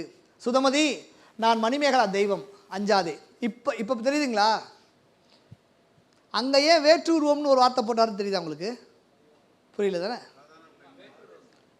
ஃபஸ்ட்டு மணிமேகலா தெய்வம் வந்து தோன்றும், சொந்தக்கார பொண்ணு இப்போ தான் சாமியாக வந்து நிற்கிது. அப்போ அவங்க பயந்துருவாங்கன்ட்டு வேற்று உருவத்தை வந்துட்டு இங்கே சொல்கிறான், நான் மணிமேகலா தெய்வம் அஞ்சற்க பேரொழியுடன் விளங்கும் இந்திர விழாக்கான நான் இங்கே வந்தேன். நான் என்ன பர்பஸாக இங்கே வந்தேன்னா இந்திர விழா பார்க்குறக்கா வந்தேன். புத்தனின் அரணையை மேற்கொள்ள மணிமேகலைக்கு என்னது இதான் மேட்ரு. மணிமேகலைக்கு அந்த வயசு வந்துருச்சு. எதுக்கு? புத்தனுடைய கட்டளை நிறைவேற்றக்காக. ஆதலால் மணிமேகலை நான் என்னுடைய வித்தையால் பெயர்த்து வஞ்சம் எதுமற்ற மணிப்பள்ளத்தீவில் வச்சுட்டேன். அந்த தீவை வந்து டிஸ்ட்ரிக் கொடுத்துறான், வஞ்சம் இல்லாத மணிப்பள்ளத்தில் வச்சுருக்கேன். மடமை பொருந்திய கொடி போன்ற மங்கை நல்லால் மணிமேகலை தன்னுடைய முற்பிறப்பு நிகழ்ச்சிகளை செவ்வனே அறிந்து அவளை அங்கே வச்சுருக்கேன். அங்கே போனால் அவளுக்கு யார் எதுக்கு வந்தா, ஏன் இங்கே பூமிக்கு வந்தா, ஒவ்வொருத்தவங்களுக்கும் ஒரு இது இருக்கும்ல, நம்ம ஏன் இந்த பூமிக்கு வந்தோன்னு ஒரு காரணம் இருக்குல்ல, அந்த காரணத்தை சொல்கிறோம். அவளுக்கு வந்த காரணம் பசிப்பினி நீக்கிறது தான். நிகழ்ச்சியை செவ்வனவே அறிந்து இன்றைக்கு 7வது நாளில், இது சூப்பராக இருக்குது மேட்ரு, 7வது நாளில் இந்நகரின் பக்கத்தில் வந்து தோன்றுவாள். பெருமகிழ்ச்சி அளிப்பதற்கு காரணமான பண்புமிக்க செல்வமும் காவலும் அமைந்த இந்த பெரிய நகரத்தில் தன் வடிவத்தை அவள் மறைத்து கொண்டு வருவா. அவள் வருவா, ஆனால் அவளாக வரமாட்டான், வேறு ஒரு கெட்டப்பில் வருவா. அந்த கெட்டப் உனக்கு மட்டும் தான் தெரியும்னு சொல்லிடுறான். புரியுதா இல்லையா? தன் வடிவத்தை அவள் மறைத்து கொண்டு வருவாள், ஆயினும் உனக்கு அவள் மறைவு. உனக்கு மட்டும் என்ன செய்வா? அவள் தெரியும், மற்றவங்களுக்கு தான் தெரியாது மணிமேகலை அப்படின்னு தான். இங்கே பாருங்க, கழிப்புமான் செல்வக்கவள் பேரொரு ஒழித்து ஒரு உயிரும் உன்திறம் ஒளியாள். உனக்கு மட்டும் என்ன செய்யும்? அவள் மணிமேகலைன்னு தெரியும், கன்ஃபார்ம் தெரியும். மேலும் சொல்லுது, இந்நகரத்துக்கு திரும்பும் மணிமேகலை வரும் நாளில், கடவுள் வரக்கூடிய நாளில் பல விந்தை நடக்கும்னாங்களே, அது மாதிரி சொல்கிறான். இந்த நகரத்துக்கு வரப்போ என்ன சிம்டம்ஸ்லாம் இங்கே இருக்கும் அப்படின்றது சொல்கிறான். பல விந்தை நிகழ்ச்சிகள் நிகழும். மேலும் மாதவிக்கு நான் வந்த விவரத்தையும் நீ போய் என்ன செய்ய, அவங்க அம்மாட்ட போய் மணிமேகலா தேவன் ஒன்று வந்துச்சு, உன் மாலை தூக்கிட்டு போயிடுச்சு, அவளுக்கு வந்து துறவரத்துக்கான வேலைக்கு ரெடி பண்ண போயிடுச்சு, நீ ஒன்றும் பயப்படான்னு சொல்லுன்னு சொல்லலாம். மேலும் இங்கே இவளே சொல்லியிருக்கலாம், உன் பேர் வீரைடி தாரைடி, நீ தாண்டி போன ஜென்மத்தை சொல்லியிருக்கோம். ஆனால் அதுக்கு ஒரு உலக ரவின்னு சொல்லி ஒரு விஷயம் சொல்கிறாங்க. அதுக்கு வேற ஒரு கேரக்டர் அறிமுகப்படுத்துகிறான். மாதவிக்கு நான் வந்த விவரத்தையும் மணிமேகலை குற்றமில்லாத வழியில் நல்லோரத்தை சென்ற வகையும் நீ கூறுவாயாக. அங்கே போயிட்டா மாதவி என்னை அறிவாள், ஆல்ரெடி நோன். அலை வீசுகின்ற பெரிய கடலத்தில் தன்னுடைய குலதெய்வம் ஒன்று இருப்பதாக கோவலன் சொல்லியிருப்பான். உன் குலதெய்வம் யாரியானா, அலை வீசக்கூடிய கடலில் ஒரு தெய்வம் இருக்குது, அது பேர் மணிமேகலை தெய்வம். அந்த மேகலை தான் எங்களுக்கு குலதெய்வம், அது பேரை என் பிள்ளைக்கு வை, பொம்பளை பிள்ளை பிறந்தனால மணிமேகலை அப்படின்னு வையின்னு சொல்லி மாதவியுடன் கோவலன் கூறி மாதவி ஈன்ற அந்த மகளுக்கு, மாதவி மீன்ற மகள் யாரு? மணிமேகலை. அந்த தெய்வமாக என்னுடைய பெயரை சூட்டினான். அந்த நல்ல நாளின் நடுகிறவில் நான் போய் மாதவியோட கனவில் தோன்றி என்ன சொன்னேன்? மாதவி, காமன் செயலற்று வருந்துமாறு ஆசை முதலிய கொடிய துன்பங்களை அறுக்க வழியுடைய மிகப்பெரிய தவநெறி சேர்ந்த மகளை பெற்றாய். அங்கே சொல்லிட்டா, குழந்தை பிறக்கிறப்ப நீ ஒரு தவநெறிக்கு போகக்கூடிய ஒரு பொண்ணை பெற்றிருக்க, சாதாரண பிள்ளையை பிறக்கல, ஒரு சிஸ்டரை பெற்றிருக்க அப்படின்னு சொல்லியிருக்கான். என்று நேரில் கூறுவது போல அவளுக்கு கூறினேன், இவற்றையெல்லாம் மாதவியிடம் சொல்லு என்று மணிமேகலா தெய்வம் சுதமிடம் கூறியது. பின்னர் விண்ணில் எழுந்து சென்றது. இந்த செய்தியை கேட்ட சுதமதி மிகவும் மகிழ்ச்சி அடைந்தாள். என்னன்னு புள்ள காணாம இல்லையா? அப்போ என்ன பண்ணுவாவ? இந்த செய்தியை கேட்ட சுதமதி கொடிய துன்பம் அடைந்தாள். என்னடா புதுசாக வரான், திடீர்னு வரான், காணா போய் தூக்கிட்டு போயிடுச்சு, கேட்டால் நீ அவளை போய் கேளு, இவளை போய் கேளு, கடலில் தெய்வன் கதையாக சொல்கிறாங்கடா அப்படின்னு இப்படிறான். புகார் நகர உறக்கங்கள். நான் டைப் படிக்கும்பொழுது மிரண்டேன். எப்படி அந்த சுடுகாட்டு ஏரியா சொல்லும் பொழுது புகார் நகரத்தில் என்னென்ன உறக்கங்கள்லாம் இருக்கும் அப்படின்னு எழுதியிருக்காங்க. பயங்கரமாக இருந்துச்சு. அகன்ற வீட்டில் ஒரு அரங்கம், ஒரு மியூசிக், ஒரு அரங்கம் இருக்குது. அந்த அரங்கத்தில் ஒரு கீபோர்டு, கிட்டாரு, புல்லாங்குழல், செனாயி, சாக்ஸஃபோனு இதெல்லாம் தூங்கிட்டு இருந்தால் எப்படி இருக்குன்னு ஃபஸ்ட்டு ஆரம்பிக்கிறான். எவ்வளோ ஒரு ரசனையான ஒரு ஆள் பாருங்க. அந்த நள்ளிரவு வேளையில் புகார் அரங்கமே உறக்கத்தில் ஆழ்ந்திருந்தது. அங்கே ஒரு அகன்ற வீட்டில் ஒரு அரங்கம். அங்கே சற்று முன்னர் வரை இசையும் கூத்தும் நடைபெற்றன. அங்கே பயங்கரமாக டான்ஸ்லாம் ஆடிக்கிட்டு அதெல்லாம் அடிச்சுட்டு போயிருக்காங்க. பாட்டில் வல்ல மகளிரோடு, நல்ல பாடக்கூடிய கேர்ள்ஸோட, பண்ணின் திறத்தை யாழில் இசைக்கக்கூடிய, நல்ல டான்ஸ் ஆடக்கூடிய பொண்ணுங்க, அவங்களுக்கு யாழில் போய் மியூசிக் போடக்கூடிய அந்த ஆளுங்க, பாணரும் இசையை ஏந்தி எழுப்பினர்.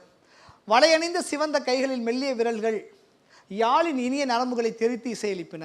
பெண்களும் என்ன செய்கிறாங்க? யாழ் வாசிக்கிறாங்க. அதனால் ஏற்பட்ட வெம்மை, அந்த வெக்க, அந்த அவங்க வாச அந்த ஹீட் இருக்குல்ல, அது இன்னும் மாறாமல் யாழின் நரம்புகள் தம் இயல்பில் நின்று மாறின்றன. அந்த ஹீட்னால யாரோட நரம்பு சேஞ்ச் ஆகிருந்துச்சு. இன்றைக்கி நம்ம கிட்டார்லாம் நீங்கள் வாசித்தா தெரியும் உங்களுக்கு, ஸ்ட்ரிங்லாம் இதாயிரும். ஆடல்களை அறிந்த கலாரசிகர்களுக்கு கூத்து ஆசிரியருடைய அரங்கில் நின்று அபிநய வகைகளை கைத்தாளால் காட்டி மகளிர் ஆடல் புகுந்தன. இவங்க எல்லாமே ஒரு டான்ஸ் சீன்லாம் சொல்லிட்டு அம்மகளிரும் அவரோடு ஒருங்கு ஏந்த குழல், யாழ் முதலிய குயில் கூவும் கருவிகளும் கண் தூயின்றன. எல்லாம் கண்ணு தூங்குதான். ஃபஸ்ட்டு கட் பண்ணால் ஒரு மியூசிக் சென்ஸு, வீடு, இது எல்லா மியூசிக் இன்ஸ்ட்ருமெண்ட்ஸும் தூங்கிட்டு இருக்கு. அடுத்தது ஒரு புருஷன் முன்னாடி, ஒரு பொண்ணு புருஷன் முன்னாடி இருக்கக்கூடிய ஒரு வீடு, ஒரு பொண்ணு வெயிட் பண்ணிட்டு இருக்கா. வீட்டுக்காரன் வந்துடுவார், அண்ணா நூற்றாண்டு கிளாஸ்க்கு போனார், என்ன வரலேன்னு வெயிட் பண்ணிட்டு இருக்கு. ஆனால் இங்கே அவர் வராமல் வேற எங்கேயும் ஒரு பரத்தமையிட்ட போயிடுறாரு. பரத்தமையிட்ட போயிட்டு இவன் வெயிட் பண்ணி பார்க்குறா. இவன் எங்கே போவான் நமக்கு தெரியும், வந்து வச்சுக்கிறேன்னு சொல்லி அவள் தூங்கிட்டு இருக்கான். நேராக தலைவன் வரான், வந்துட்டு எழுப்புறான். அவள் பொய்யுறக்கம் ஊரில் கடுப்பாயிட்டா. நீ எவ்வளோ போய் எங்கேயே போயிட்டு வருவேன், நான் ஒன்று இது பண்ணுமா அப்படின்னு சொல்லி பொய்யுறக்கம் கண்டிருக்கான். இவன் எழுப்பி பார்க்குறான், போடின்னு சொல்லிட்டு அவன் போய் அங்கே தனியாக தூங்குறான். அதுக்கப்புறம் அந்த பொம்பளை எப்பயுமே அப்படி தானே, சி அவர் நல்லவர் தான் அப்படின்னு போய் மறுபடியும் அவளே மேலே கையை போட்டு 2 பேரும் கட்டி பிடிச்சி தூங்குனாங்கன்னு சொல்லி ஒரு சீன் எழுதுறாரு. ஃபஸ்ட்டு ஒரு அரங்கத்தில் குழல் யாழ்லாம் தூங்குனுச்சான், அடுத்து ஒரு புருஷன் முன்னாடி தூங்கினா, அப்புறம் குழந்தைகள் எப்படி தூங்கும், அதுக்கு அந்த செவிலித்தாய்கள் எப்படிலாம் விளையாடுவாங்க, ஏன் தூங்குதுன்னு ஒன்று எழுதியிருப்பான். ஒரு தலைவன் தலைவியும் வாழும் இல்லம் அது, காதலன் வரவு நோக்கி காத்திருந்தால் குலமகள், நெடுநேரமாகியும் தலைவன் வராமையாள், அவள் பண்பிழந்து பரத்திடம் சென்று விட்டான் என அறிந்தாள். புரியுமே? இப்போ நல்லா இருக்குல்ல இந்த கதை. அவனுடைய பரத்தமை பெறாதவளாய் மையுண்ட கண்களில் சிவப்பு ஏற அசைகின்ற கொடி போல துவண்டு துயின்று விட்டாள். அப்படியே கண்ணில் அப்படியே அழுது வருவான்னு கடுப்பாய் தூங்கிட்டு இருக்கா. பரத்தையின் இன்பத்தை நுகர்ந்து விட்டு மீளும் தலைவன் அவளை எழுப்புகிறான். ஆனால் விழித்த தலைவி எழுந்திருக்கவில்லை. பொய் உறக்கம் காட்டி ஊடலோடு துயில்கிறாள். போடா அப்படின்னு சொல்லி, நீங்கள் இதெல்லாம் என்னது கலிங்கத்து பண்ணையில் ஃபஸ்ட்டு கடை திறப்புன்னு இருக்கும். கலிங்கத்து பண்ணை எடுத்து பார்த்தீங்கன்னா இந்த சீன் தான் இருக்கும், முழுக்க அப்படியே இருக்கும். ஒரு நைட்டு நேரத்தில் புருஷன் ஒரு லேட்டாக மனைவி எழுப்பும் பொழுது என்னென்ன சத்தம்லாம் இருக்கும் அப்படின்னு சூப்பராக எழுதியிருப்பார் அது. ஆனால் அதை பாடத்திட்டத்தை எடுத்துருவாங்க, ஏன்னா ரொம்ப கெட்ட வார்த்தையாக இருக்குது அப்படின்ற மாதிரி எடுத்துருவாங்க. பிணக்குடன் துயிலும் தலைவியை விழித்தலை செய்ய முடியாத ஆற்றாமையோடு மனம் கமழும் மலர்படுக்கையில் போகிறான். கோவப்பட்டு தூங்குறா, எழுப்புனா கத்துவா, தேவையில்லாம் சண்டை வரும், ஊரே சிரிச்சிரும். சரி போய் தொலைஞ்சு இவன் போய் என்ன செய்யறான், ஒரு பெட்டில் போய் படுக்கிறான். ஊழல் கொண்ட மகளிர் தலைவனின் ஆற்றாமை கண்டு நெஞ்சம் நெகிழ்ந்து தாமாகவே வெளியே சென்று தழுவி துயில்கின்றனர். சரி சரி விடு விடு அப்படின்னு சொல்லி கட்டிப்பிடிச்சு தூங்குறாங்க. ஒரு தூக்கம் அங்கே கட் பண்ணால் அடுத்த ஒரு வீட்டை காட்டுறான். புகார் நகரத்தில் என்னென்ன நடக்கும் படிக்கிறீங்களா? அது வேணாம்ல, போகலாம். குழந்தைகள் உறக்கம். குழந்தைகள் வந்து தாலினா கழுத்தில் போகிற, நம்ம ஜுவல்ஸ் பண்ணிடலாமே, நார்மலாகவே குழந்தைங்க கழுத்தில் போட்டுருக்கணும், ஜுவல்ஸ் போட்டுருக்கணும் நான் சொல்கிறேன். குழந்தைங்க வந்து பயங்கரமாக ஓடியாடி விளாண்டு ஆணு தூங்குதான். அந்த செவிலியர் வந்து அவங்க பக்கத்தில் உட்காந்து அதுகளுக்கு வந்து கடுகையும் வேம்பையும் வச்சு கொசு நான் போகிறோம்ல, கொசுபத்தி போகிறோம்ல, அதுமாதிரி உட்காந்து ஒன்று போட்டுக்கிட்டு இருக்காங்கன்னு சொல்கிறான். ஐம்பரை தாலி அணிந்த மார்பும் மலரை செவ்வாயும் குறுநடைமுறைய இளம் சிறார்கள் அயர்ந்து பூம்பள்ளியில் கண் வளர்க்கின்றனர். கண் வளர்க்குன்னு ஒரு வார்த்தை போயிடணும். அப்படியே தூங்குறாங்களாம். ஏன் அவங்க தூங்குறாங்கன்னா, பகல் ஃபுல்லாக அந்த தலநடை மதலையர் மாலை பொழுது கழியும் வரை ஓரிடத்தில் தங்காமல் ஓடினர், சிறுதல் இழுத்து விளையாடினர். இங்கே போட்டு தேர்லாம் விளையாடுறானுங்க. அதனால் உடல் வருந்த தூங்குகின்ற தம் இளம் புதல்வர்களுக்கு, அதனால் தூங்குற அந்த பசங்களுக்கு செவிலித்தாய் இருக்கக்கூடிய அந்த வீட்டு வேலைக்காரவங்க பேய்க்கு பகையாகிய, இப்போ நம்ம கொசுவுக்கு விரட்டின்னு சொல்லணும்னா அது மாதிரி பேய்க்கு எது பகைன்னா வேம்பும் கடுகுமா. எங்கள் ஐயா வந்திருக்காரு, டேவிட் ஸ்டாலின் சார், சிவப்பு கலர் டிஷர்ட் போட்டு உட்காந்துருக்காரு ஐயா. அவர் வந்து அடுத்த ஹெச்ஓடி எங்கள் ஐயா தான். இவர் இந்த மாதிரியான விஷயங்கள் நாட்டுப்புற கலைகளில் நாட்டுப்புறவியல் இருக்குல்ல, அதில் வந்து பயங்கர இது. இப்போ இவருக்கெலாம் இது தெரியும். ஓ, இதில் வந்து நாட்டுப்புற நம்பிக்கைகளில் பேய்க்கு பகையாக இருக்க கடுகு இது பயன்படுத்தினாங்க. இப்போ இவங்க ஒரு பாயிண்ட் ஆஃப் வியூவில் பார்ப்பாங்க, இவங்க ஒரு பாயிண்ட் ஆஃப் வியூவில், ஒரு ஆர்கிடெக்சர் பார்த்தா அவங்க ஒரு பாயிண்ட் ஆஃப் வியூவில், ஒரு ஒவ்வொருத்தரும் இலக்கியங்கள் படிக்கும்போது அவங்களுக்கான ஏரியா ஓப்பன் ஆகிடும். இப்போ நீங்கள் நெய்தல் நெடுநல் வாடையெல்லாம் படிச்சு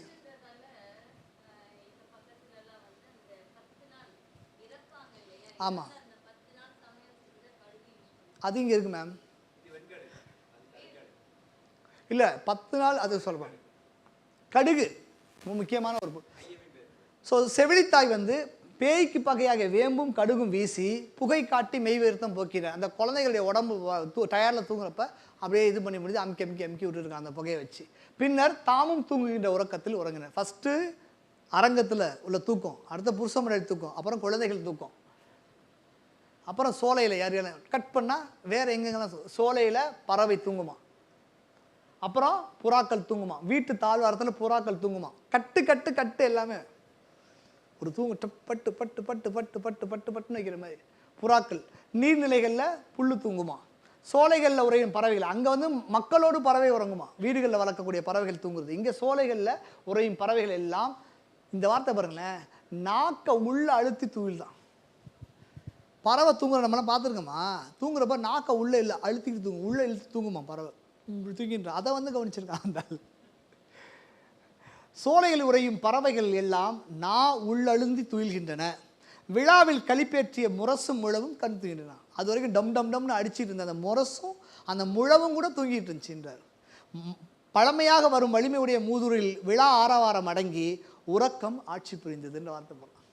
இப்படியாப்பட்ட பயங்கரமான பிரம்மாண்டமான புகார் நகரத்தில் உறக்கம் தான் இப்போ வந்து என்ன செய்யுது, கோலோச்சுது அப்படின்னு. வேற ரைட்டிங்காக வேற லெவல்.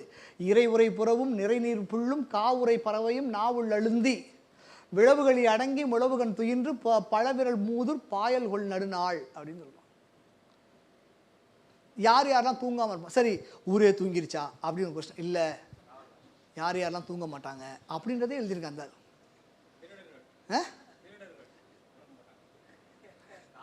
சார் பேங்க் ஆஃபீஸர் ஃபுல்லாக திருடர், பணம் காசு.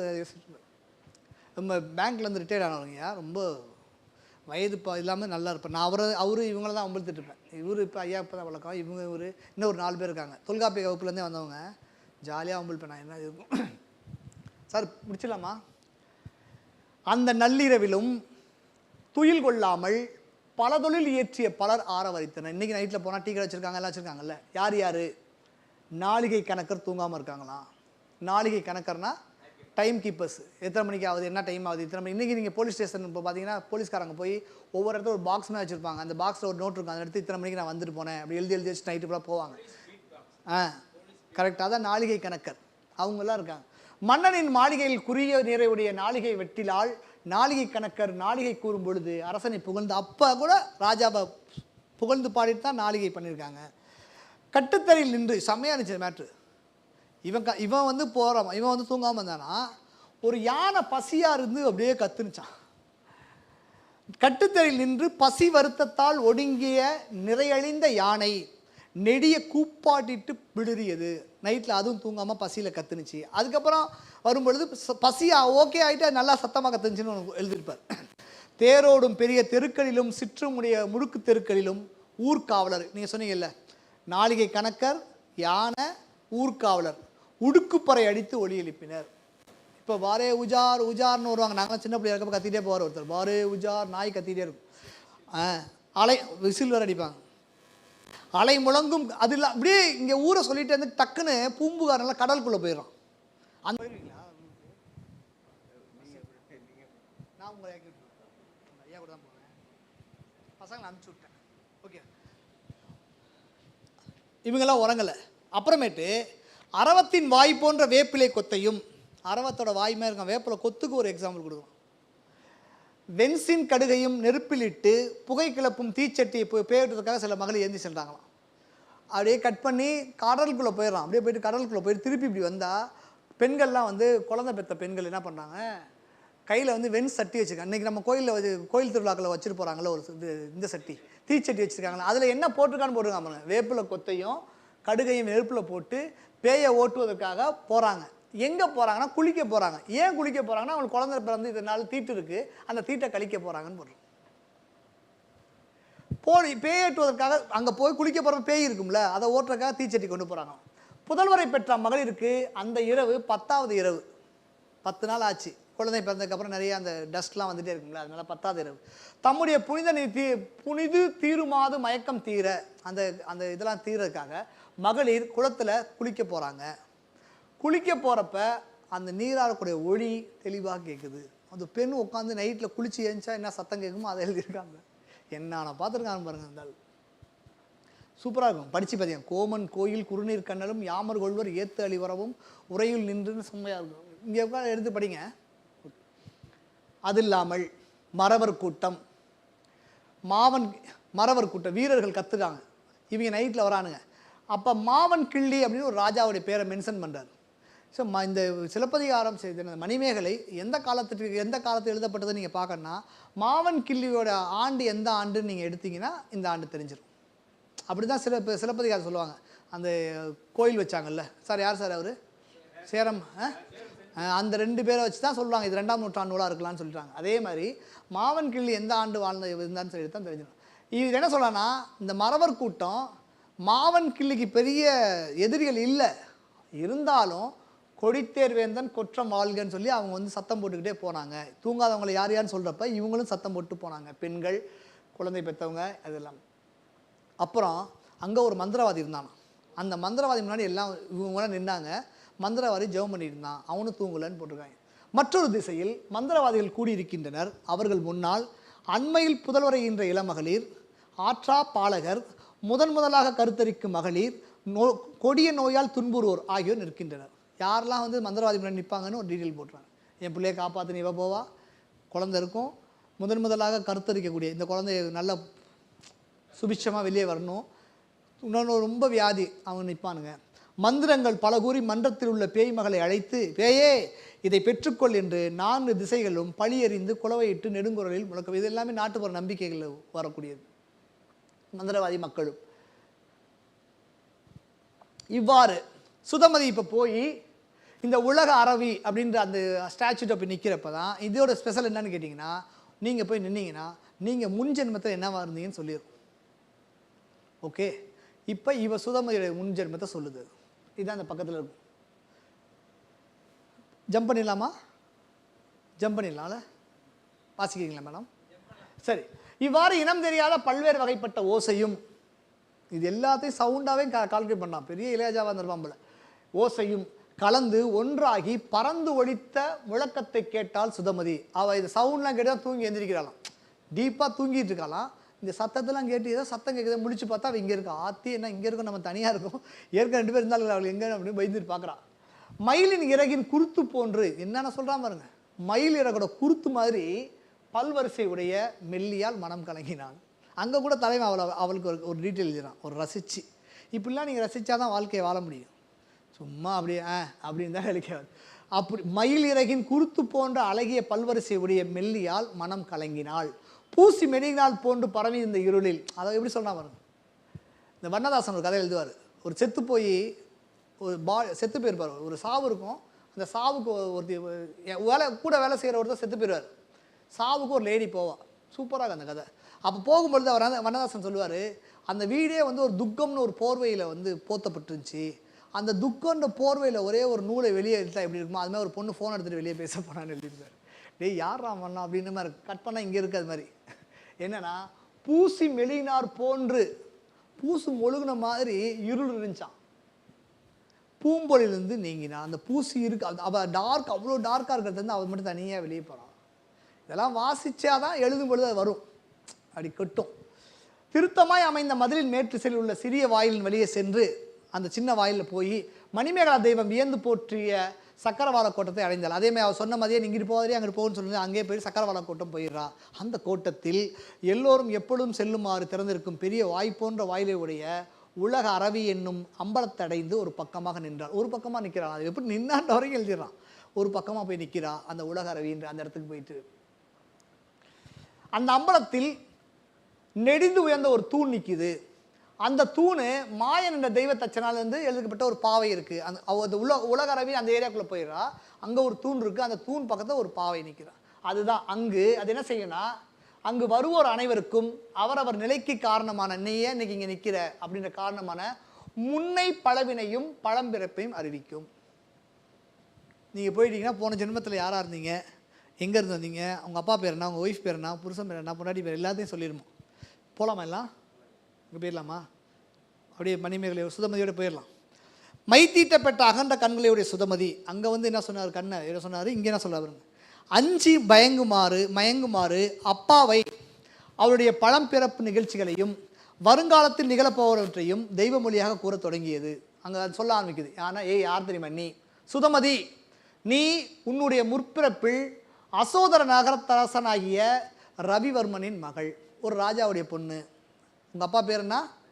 ரவிவர்மன். என்ன ஊர்? என்ன உள்ள நான் படிக்க. ஆமாம். உன் பேர் என்ன?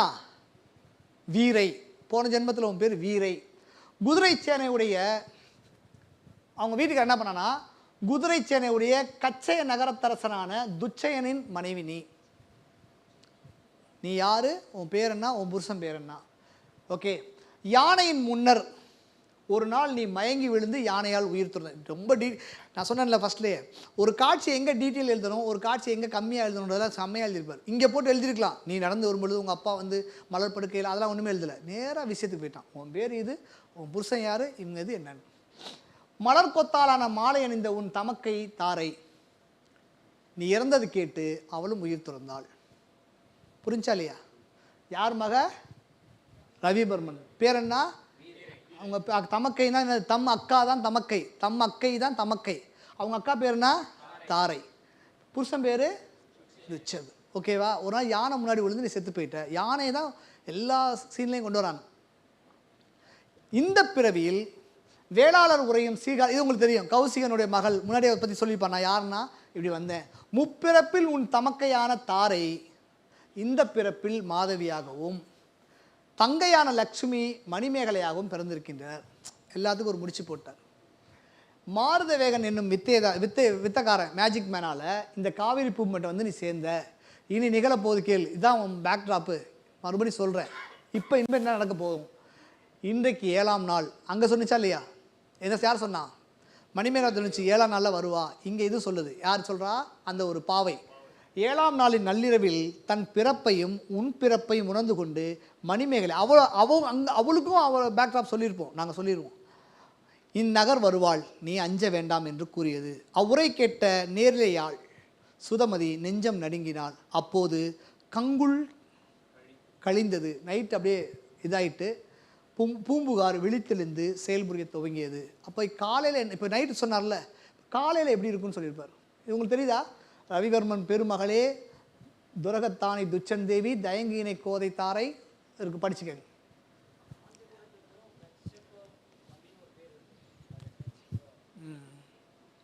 எனக்கு காவேரி பூம்படத்தை காலையில் எப்படி இருந்துச்சு? சும்மா சிம்பிளாக தான் இருக்கும். உங்கள் டேரக்டர்ஸ்லாம் புரியுதா அது? எப்படி கட்டுன்னு போடுங்க. என்ன சார் நவீன் சார்? சரி. இரவெல்லாம் விழித்து காவல் புரிந்த ஊர்காவலர் கண் துறையை சென்ற நைட்டு ஃபுல்லாக அவங்க வந்து வெயிட் பண்ணாங்களே, அவனை டியூட்டி மாதிரி போகிறாங்க, தூங்க போகிறானுங்க.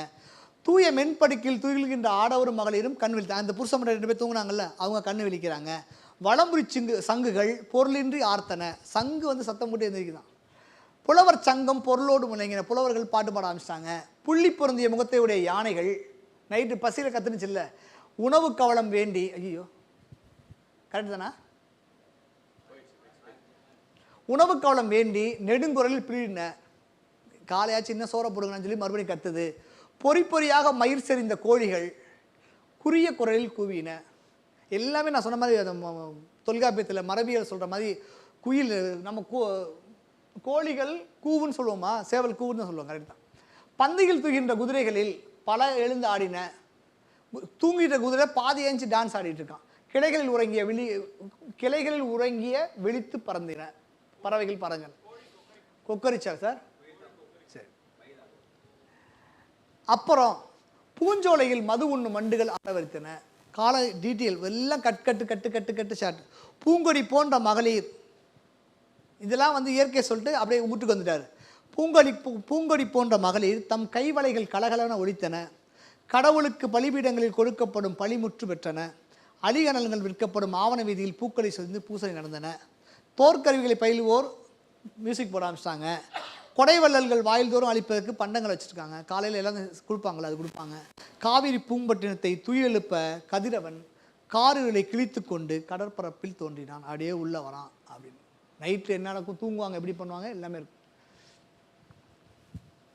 இவ போய் மாதவிட்ட சொல்கிறா, இங்கே நடந்ததெல்லாம் போய் சொல்லணுமா இல்லையா? அங்கே போய் சொல்கிறா. சுதமதி அம்புப்பட்ட மயிலை போல் நெஞ்சம் நைந்தாள். தன் மெல்லிய அடிகள் வருந்துமாறு நடக்கிறத கூட சொல்லிட்டாரு. தூக்கிட்டு போயிட்டாங்கடான்னு சொல்லி வேகமாக போகாமல் அப்படியே போமா இல்லையா? செத்து போய் யாருக்கா சாவு போய் சொல்ல போகிறப்ப அப்படியே போய் இதாக பேசி, என்னையா சாப்பிட்டியா, என்னையா அப்படி இப்படி சரி என்ன அப்படி இப்படி போய் அப்படியே சொல்லிட்டு அப்படியே சொல்லுவோம். அந்த பையன் இருக்கான்ல அப்படியே, அந்த பையன் செத்து போயிட்டான் தெரியுமா அப்படின்னு சொல்லுவான். அது மாதிரி சொல்கிறான். தன் மெல்லி அடிகள் வருந்துமாறு நடந்து, அவள் அடியே வருந்துற மாதிரி நடந்து புகார் நகரின் வீதிகள் வெளியே சென்று மாதவி அடைந்தாள். சென்ற இரவில் நடந்ததையெல்லாம் அவளும் வழுவாது சொன்னாள். வழுவுனா குற்றமில்லாமல் சொன்னான். தன்னுடைய மகளான மணிமேகலை திரும்ப வராதால் மாதவி துயரம் அடைந்தாள். அவன் எங்கே அடி உனக்கு உன்னை கூட்டிகிட்டு போய் பூ பறிக்கவான்னு கூட்டிகிட்டு போனா, கொண்டு போய் எங்கேயா விட்டு வந்துட்டு அடின்னு சொல்லி அவள் வந்து வருந்துறான். நல்ல மணியை இழந்த நாகத்தை போல வருந்தினாள். எப்படி யார் வந்தாலாம்? இந்த நாகம் இருக்குல்ல, அந்த இதை போட்ட அந்த பாம்பு மாதிரி வந்தான். மணிமேகலைக்கு நேர்ந்ததை உரைத்த சுதமதி இது பண்ணான். அடுத்து மணிப்பல்லவு தீவு. மணிப்பல்லவு தீவில் என்ன நடந்துச்சு, எது நடந்துச்சுட்டு அடுத்த வாரம் வெண்திரையில் காணலாம். நன்றி, வணக்கம்.